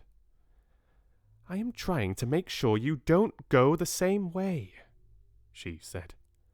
I love you, and I want you to stay with me. Tell me about the children who disappeared, I said. My grandmother was the only grandmother I ever met who smoked cigars. She lit one now, a long black cigar that smelt of burning rubber. The first child I knew who disappeared, she said, was called Ragnhild Hansen. Ragnhild was about 8 at the time, and she was playing with her little sister on the lawn. Their mother, who was baking bread in the kitchen, came outside for a breath of air. Where's Ragnhild? She asked. She went away with the tall lady, the little sister said. What tall lady? The mother said. The tall lady in white gloves, the little sister said. She took Ragnhild by the hand and led her away. No one, my grandmother said, ever saw Ragnhild again. Didn't they search for her? I asked. They searched for miles around. Everyone in the town helped, but they never found her. What happened to the other 4 children? I asked. They vanished just as Ragnhild did. How, Grandmamma? How did they vanish? In every case, a strange lady was seen outside the house, just before it happened. But how did they vanish? I asked. The second one was very peculiar, my grandmother said. There was a family called Christiansen. They lived up on Holmenkollen, and they had an old oil painting in the living room which they were very proud of. The painting showed some ducks in the yard outside a farmhouse. There were no people in the painting, just a flock of ducks on a grassy farmyard and the farmhouse in the background. It was a large painting and rather pretty. Well, one day, their daughter, Solveig, came home from school eating an apple. She said a nice lady had given it to her on the street. The next morning, little Solveig was not in her bed. The parents searched everywhere, but they couldn't find her. Then, all of a sudden, her father shouted, "There she is! That's Solveig feeding the ducks!" He was pointing at the oil painting, and sure enough, Solveig was in it. She was standing in the farmyard in the act of throwing bread to the ducks out of a basket. The father rushed up to the painting and touched her. But that didn't help. She was simply a part of the painting. Just a picture painted on the canvas. Did you ever see that painting, Grandmama? With the little girl in it? Many times, my grandmother said. And the peculiar thing was that little Solveig kept changing her position in the picture. One day she would actually be inside the farmhouse and you could see her face looking out of the window. Another day she would be far off to the left, with a duck in her arms. Did you see her moving in the picture, Grandmama? Nobody did. Wherever she was, whether outside feeding the ducks or inside looking out of the window, she was always motionless, just a figure painted in oils. It was all very odd, my grandmother said. Very odd indeed. And what was most odd of all was that, as the years went by, she kept getting older in the picture. In 10 years, the small girl had become a young woman. In 30 years, she was middle-aged. Then all at once, 54 years after it all happened, she disappeared from the picture altogether. You mean she died? I said. Who knows? My grandmother said. Some very mysterious things go on in the world of witches. That's 2 you've told me about, I said. What happened to the third one? The third one was little Birgit Svensson, my grandmother said. She lived just across the road from us. One day, she started growing feathers all over her body. Within a month, she had turned into a large white chicken. Her parents kept her for years in a pen in the garden. She even laid eggs. What colour eggs? I said. Brown ones, my grandmother said. Biggest eggs I've ever seen in my life. Her mother made omelettes out of them. Delicious they were. I gazed up at my grandmother, who sat there like some ancient queen on her throne. Her eyes were misty grey, and they seemed to be looking at something many miles away. The cigar was the only real thing about her at that moment, and the smoke it made billowed round her head in blue clouds. But the little girl who became a chicken didn't disappear, I said. No, not Birgit. She lived on for many years, laying her brown eggs. You said all of them disappeared. I made a mistake, my grandmother said. I am getting old. I can't remember everything. What happened to the fourth child? I asked. The fourth was a boy called Harald, my grandmother said. One morning his skin went all greyish-yellow. Then it became hard and crackly, like the shell of a nut. By evening, the boy had turned to stone. Stone? I said. You mean real stone?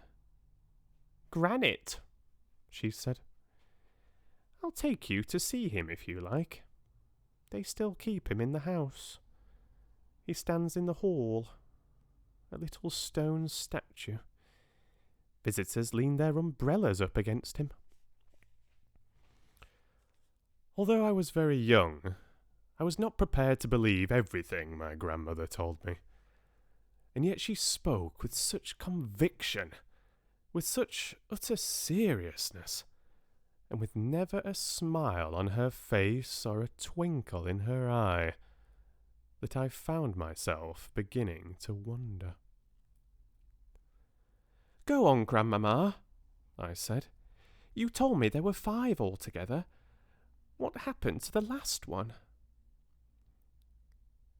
Would you like a puff of my cigar? She said. I'm only 7, Grandmamma.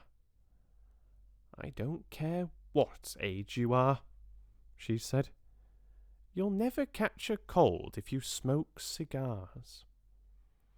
What about number 5, Grandmamma?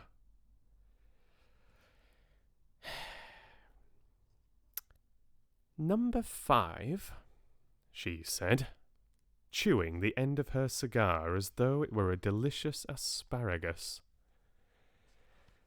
was rather an interesting case. A 9-year-old boy called Leif was summer holidaying with his family on the fjord, and the whole family was picnicking and swimming off some rocks on one of those little islands. Young Leif dived into the water, and his father, who was watching him, noticed that he stayed under for an unusually long time. When he came to the surface at last, he wasn't Leif any more. What was he, Grandmamma? He was a porpoise. He wasn't. He couldn't have been. He was a lovely young porpoise, she said, and as friendly as could be. Grandmamma, I said. Yes, my darling? Did he really and truly turn into a porpoise? Absolutely, she said. I knew his mother well. She told me all about it. She told me how Leif the porpoise stayed with them all that afternoon, giving his brothers and sisters rides on his backs. They had a wonderful time.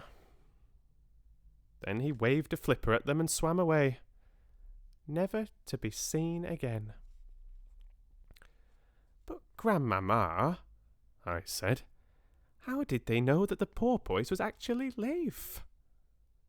He talked to them, my grandmother said. He laughed and joked with them all the time he was giving them rides. But wasn't there a most tremendous fuss when this happened? I asked. Not much, my grandmother said. You must remember that here in Norway we are used to that sort of thing. There are witches everywhere. There's probably one living in our street this very moment. It's time you went to bed. A witch wouldn't come in through my window in the night, would she?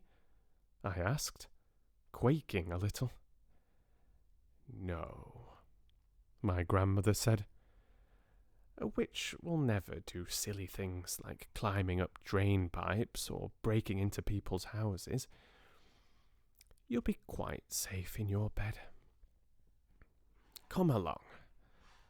I'll tuck you in.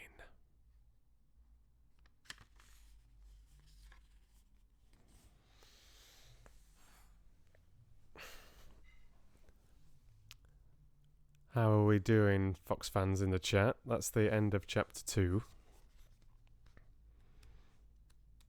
For those of you not familiar, like I said, a very peculiar story, but rather a wonderful one, I think. I missed a couple of pictures there, by the way, and I know my camera isn't the clearest, but here is grandmother with the boy.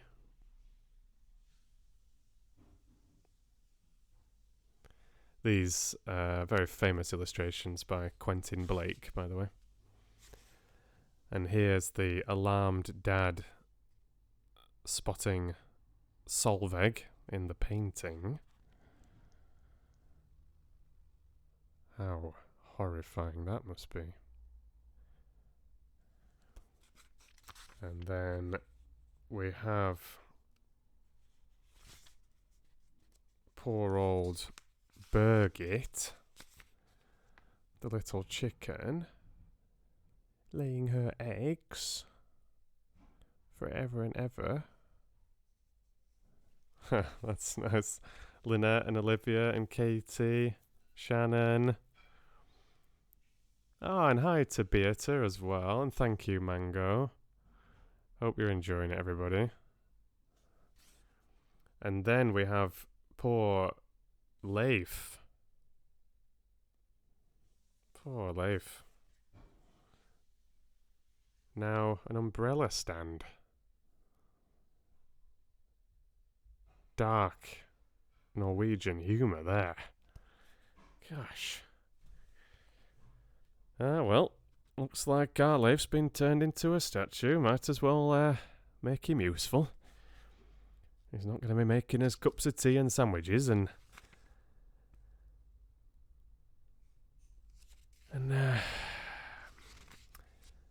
brushing the leaves outside in the garden anymore, so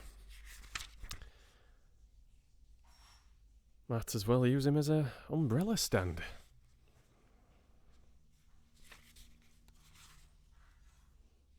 Not wasting that opportunity. Yeah, I think all the more ugly now he's been turned to stone.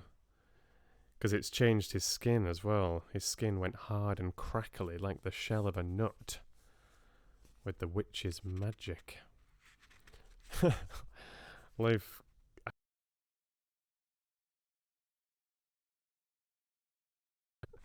I think, oh wait, was Leif... Sorry, Leif the porpoise. Yeah, sorry, this was Harald. Sorry. This is Harald, the wrinkly kid. And here is Leif the porpoise. Definitely getting the best deal of the bunch. Seems rather cheery. The family didn't seem to mind too much either. Yeah, I could live with that. Especially if you can talk. Like, you've basically no human problems. You can swim around in the North Sea off the coast of Norway. Enjoy the fjords, the nature. I mean, if it doesn't even affect your life expectancy, I'm thinking maybe that was a good witch. Maybe she did him a deal, you know?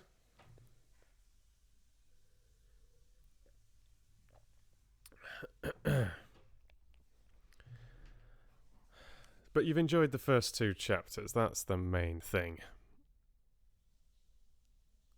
Seems like you're having a good time. I'm going to sign off now. We're at the 2-hour mark of the stream, and it's been absolutely lovely. We've had a couple of chapters of The Witches. We've had the first chapter I forgot to change the text at the top. What a sausage I am. In future, I want to change this text so it doesn't still say we're reading If Only They Could Talk by James Herriot, because we are no longer reading that. I should have changed it to we're reading Roald Dahl's The Witches. But never mind, next time. Live and learn. I'm just getting used to the streaming again, so I won't be too harsh on myself. But next time, I'll make sure to change that. So it seems like we've had a nice first stream back. Thanks very much, Romac. Thank you, Katie. Nice to see you as well, Colour Brights. It's been really nice. And yeah, let's see if we can make this a regular thing at the moment. I do want to get stuck into Dracula again and get those regular videos created and uploaded of Dracula. Chapter 11 is long overdue. I would like to start the second book of the Chronicles of Narnia at some point, but I'm not feeling too pressured with that at the moment. But I just think some live streams at the moment, especially with a lot of you at home, people's schedules a little bit different at the moment. It would be really nice to have a few streams this week and next week, see how it goes. And say there's a day off where I don't stream, I can try and record the next chapter of Dracula or something and get that moving again. That would be really nice. It's quite a tricky chapter, the next Dracula chapter. There's a new character voice that I've been a little bit apprehensive about, but it's a fantastic book. I've been so impressed with that. Like I said a long time ago, I feel silly for never having read Bram Stoker's Dracula until now. Really impressed. I think it's surprisingly modern. It's gripping, I think. Absolutely fantastic. To say it's over 100 years old, that book. Absolutely brilliant. So I would like to get some Dracula in, and I'm not going to... I was mentioning it earlier on the live stream that I could read a little bit live as a preview, but I want to make the proper, polished, edited video of Chapter 11 for Dracula. So I want to give myself some time to do that. But live streams, we'll have some Tamaria Prince this week. We can have some more James Herriot, If Only They Could Talk. We can have some more witches. And we'll just see how it goes. You know, there's other books that I've got on the go, like Alice in Wonderland. And I've been mentioning this illustrated copy of Pride and Prejudice many times. And my double bill of 1984 and Animal Farm. And I've been mentioning other books as well that could be nice to live stream. So lots of things, you know, we've had Sherlock Holmes in the past. I do think The Hobbit would be nice to read live again. And I probably will make a new proper audiobook of The Hobbit at some point, but I'll get through the Lord of the Rings first, and maybe even some of the Silmarillion or some other stories. We'll see how it goes, but it would be lovely to do The Hobbit again. I know a lot of you did really enjoy that very rough old recording of The Hobbit that I used to have on my old channels that's still accessible through Patreon. But it would be nice to do a fresh recording with this professional microphone and with far improved editing and all the rest of it. So many things to read, so little time, says Lynette. It's the story of my life. It really is. Especially since I started this whole narrator audiobook producer malarkey. Because everything takes forever to read. So, yeah, I will never get through all the books, but we can only do our best. And the Foxy book club certainly helps get through books just ever so slightly faster, ever so slightly faster than my regular recorded videos with all the hours of editing and everything. Yeah, the James Herriot books are super, super stuff. So yeah, if you missed the start of the stream, do go back and listen to that first chapter if only they could talk. Like I've said a couple of times, I felt it was a little bit rusty. I was just having to warm up to the live reading and the different style of that author and everything. But I think it was still a pleasant listen. Yeah, Logan mentioning The Hobbit and Mama Fox mentioning The Hobbit. That would be cool. It wouldn't take too long to make. I think it would only take about as long as it took me to do the second book of The Lord of the Rings. So, with The Hobbit, I could probably do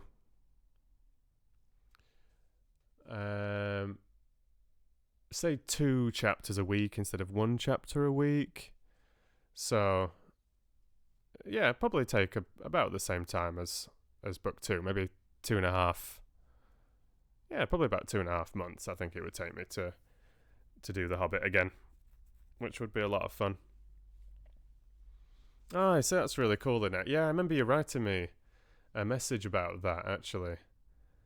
I think I was on holiday for a few days when you wrote that message on Patreon about you being a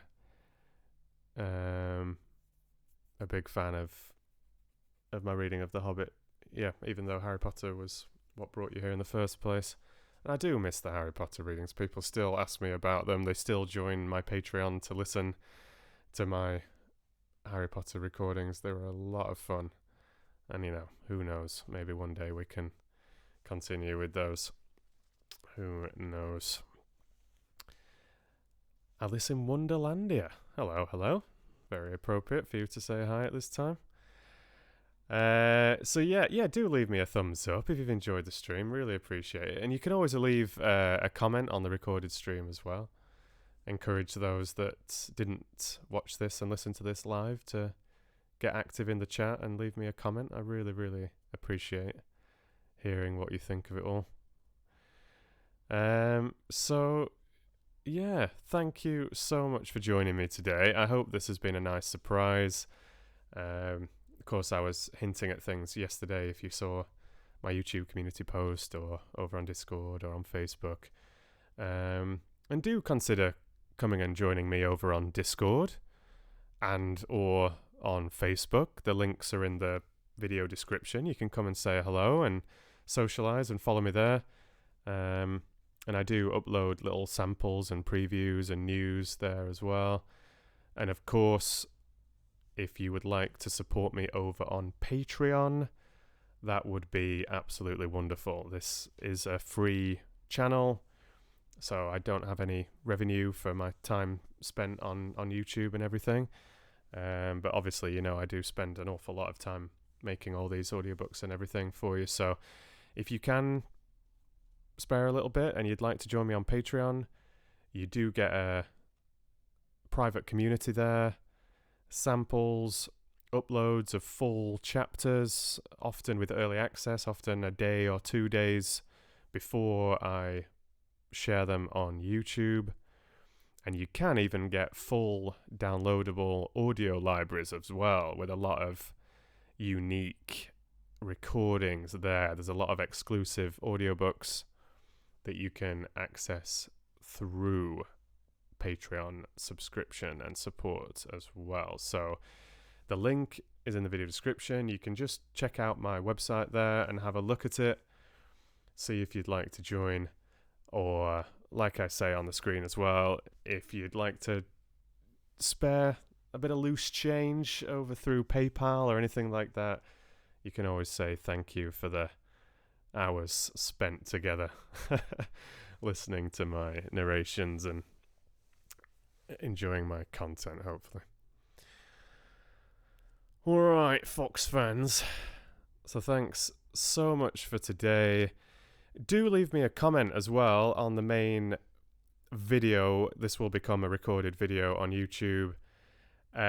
Do leave me a comment if there's anything that you would like to hear me read in the future. Obviously, like Lynette says as well, Miss Bookworm, life's too short to read everything, and there are certain things that I can't read because of copyright restrictions and things like that. But if it's something that I've started in the past, something I'm working on at the moment, whether it's something I've never started that you'd really like to hear, do leave me a comment, like a regular comment on the video as well. I don't want it to get lost in the live chat here. So you can leave me a comment, or you can send me an email, send me a message on Patreon, leave me a private message on Discord, on Facebook, whatever. But it would be nice. It's always nice to hear your suggestions, even if I can't get around to everything, and I've got to be a little bit tactical sometimes with the things that I choose to read. Yeah, I know. Tell me about it, Lynette. We were cut short. Chapter 12 of The Goblet of Fire would have been next. We had a live reading on Twitch of Chapter 11 some time ago.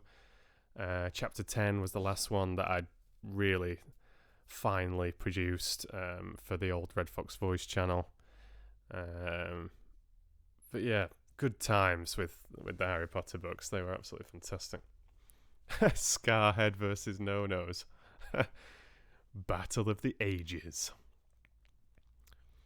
Yeah, I can appreciate that, Aldo. I am 31 though, so I'm not a spring chicken. And especially if I've been reading quite a long time, I think my voice gets a little bit bassier. Sometimes it's a little bit more squeaky. I sound like a 5-year-old from London. Hello, my name's James, and I'm going to tell you a very special story about the time when my daddy went to the airport. And I don't know where he went. I just know that he went to the airport. And then he comes back again. Oh, Georgie Carter's dropped in as well. Long time no see. Are you talking about To Marry a Prince, Beata? Because I've mentioned that like a million times today. If that's what you're talking about, that is absolutely going to be coming this week. So, like I said, I'm not going to burn myself out in a super duper long stream today. I've been on for a couple of hours. I want to see a little bit of daylight, have a little bit of food, and then especially when I wasn't feeling very well yesterday and a few days ago, I'd rather do a little bit a lot than a lot not very often. So that's the plan. Sounds very nice. Lynette. Always late, Georgie. Yeah, gosh, if you've not listened to book 2 of The Lord of the Rings, and this goes to all of you, Teresa. And someone sent me a really nice message on Patreon as well, saying they were a big fan of my Narnia audiobook and The Secret Garden, but that they found The Lord of the Rings like a little bit quicker pace and not quite as relaxing. And I've not got back to them yet. I've not replied to them yet because I'm rubbish. But the second book has a little bit of a little bit more leisurely a pace than the first book reading, I would say. I think there's a little bit of a calmer pace to some of book 1.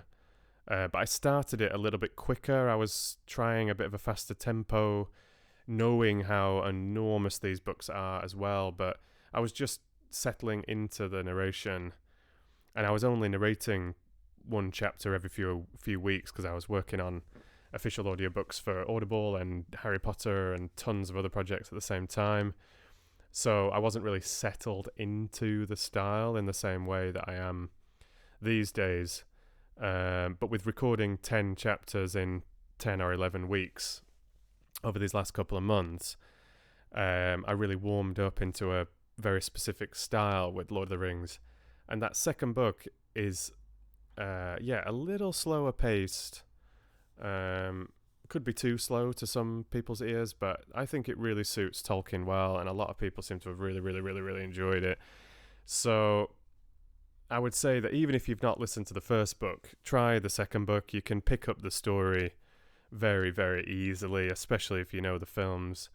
And Gandalf, thankfully, actually gives like a little bit of a summary of events in the first chapter, because Frodo's been,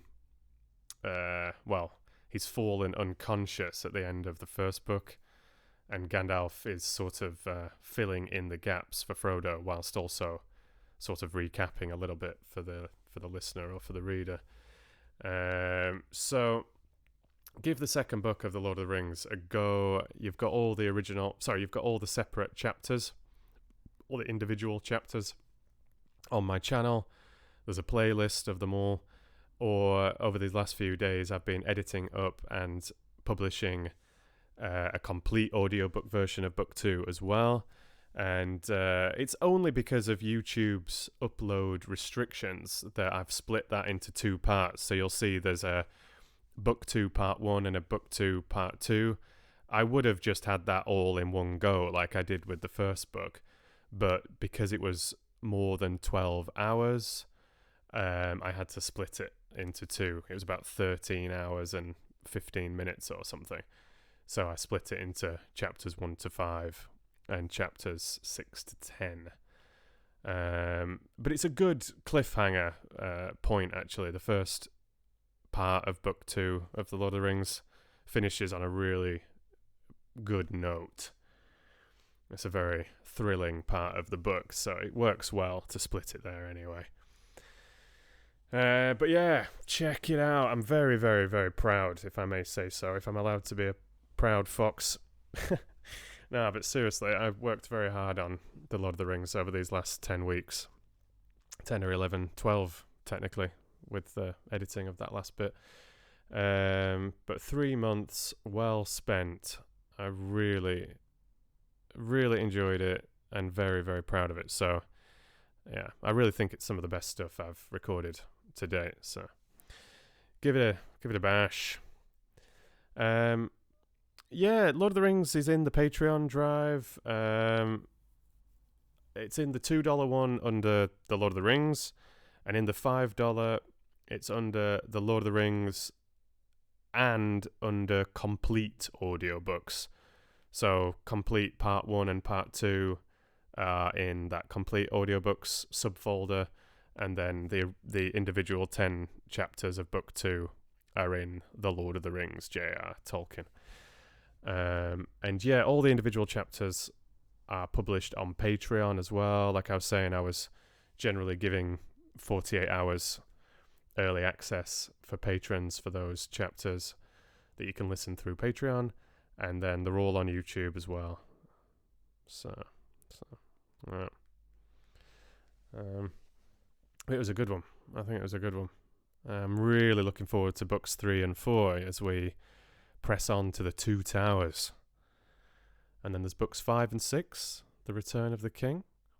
So it's a big piece. It's a really, really, really big piece. You know, it's going to be 60 hours or more altogether. But I find it a lot of fun to produce. I've been literally just like walking, thinking, dreaming, reading The Lord of the Rings over these last 12 weeks. Like every day of the week I've been thinking about it, reliving certain things I want to do, things I've been happy with, things I want to try for the future, practicing things, reading things, obviously narrating it, editing it, publishing it. So sharing those little pictures in the YouTube community. You know, I started sharing pictures of myself and of Maria, the guest voice of Galadriel, just to help share when the next YouTube premiere, when the next chapter was coming. So yeah, looking forward to the next one. Yeah, have you missed things? Freewheeling skeptic, welcome to the stream, by the way. We've been reading Roald Dahl's The Witches today. We've read the first couple of chapters, and I've read Fantastic Mr. Fox. I was saying earlier in the stream, I used to have it on YouTube, but I had to remove it, unfortunately. But yeah, Fantastic Mr. Fox, I have a full video where you can actually read along with the book, which you can access through my Patreon. I would share it on YouTube, but there's so many confusing and frustrating restrictions with what you can share on YouTube, even though it's a messy thing. It seems to be different rules for different people, but yeah, like I said, I'm not going to go into those details. But yeah, I absolutely love the Roald Dahl books. So yeah, you've actually missed a little bit today, but as always, this video will be saved and you can rewind and listen to those first couple of chapters of The Witches and see what you think. Yeah. Yep. Oh yeah, trilogies have always been around. But it's interesting when you, like, I've read the foreword by Tolkien at the start of The Lord of the Rings. Someone was asking me a little while ago whether I would include that, actually. Whether I would narrate the foreword as well and attach that to one of the videos. Maybe. But it's a really nice read. Just getting a little bit of insight into Tolkien's thinking and creative process when writing The Lord of the Rings and everything. With World War II sandwiched in between the whole process. And he doesn't see The Lord of the Rings as a trilogy. He very much describes it as a single book, a single story that's actually split into 6 books, but all of the same story. And then The Fellowship of the Ring, The Two Towers, and The Return of the King, they've become known as volumes or separate books, but he really just saw those as markers, really, it seems like ways of just breaking up the book. But then that became, with later publications and everything, and it's particularly with the Peter Jackson movies, it's really got ingrained in our minds that it's a trilogy. But he describes it as a single book, a single story. But it's a nice read, the foreword. So yeah, interesting that you're saying, Mango, that you'd like to hear it. I could always just read it on a live stream as well, and then it's saved there as well. I was thinking of attaching it to the end of book 2 of The Lord of the Rings, actually, but I decided against it. And I never wanted to stick it at the start of book 1 because I just wanted to go straight into the story. People can switch off very quickly, so that's why I originally I had the prologue at the beginning, and I ended up putting the prologue at the end of book 1 and just having a timestamp saying, look, if you want to listen to the prologue, it's at the back now. Because some people, if they don't hear chapter 1, here we go, they click off, So people like to jump straight into the main story a lot of the time. But like I said, it's an interesting read, so it'd be nice to read it out loud. It'll only take 10 minutes or something, and some of you would probably quite like to listen to a bit of Tolkien. There's so much to come, Lynette. So much to come. Mentioning Gollum and Wormtongue and Eowyn, yeah. Fantastic stuff. Faramir also, yeah. Alright. Yeah, lovely to see you all today. It's been really, really nice. And if I go live tomorrow, I really hope to see your faces in the chat again. That would be absolutely wonderful. Lots of different things that we can read, like I've been mentioning many times during the stream. And do rewind it. Go back and listen to some James Herriot, some Roald Dahl. Listen to the chat and some of my ideas about things, and take it easy. I hope you're doing as well as possible during these strange times.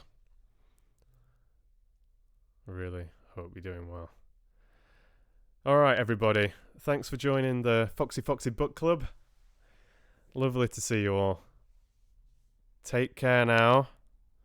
This is me finally going. I was started to leave about 30 minutes ago, and I've just been chatting, but it's been really, really nice, and especially when there's some familiar faces and some new faces popping into the chat as well. It's really cool. Yeah, you too. Thanks very much, everybody. Read to you soon. Bye for now. Hopefully see you tomorrow.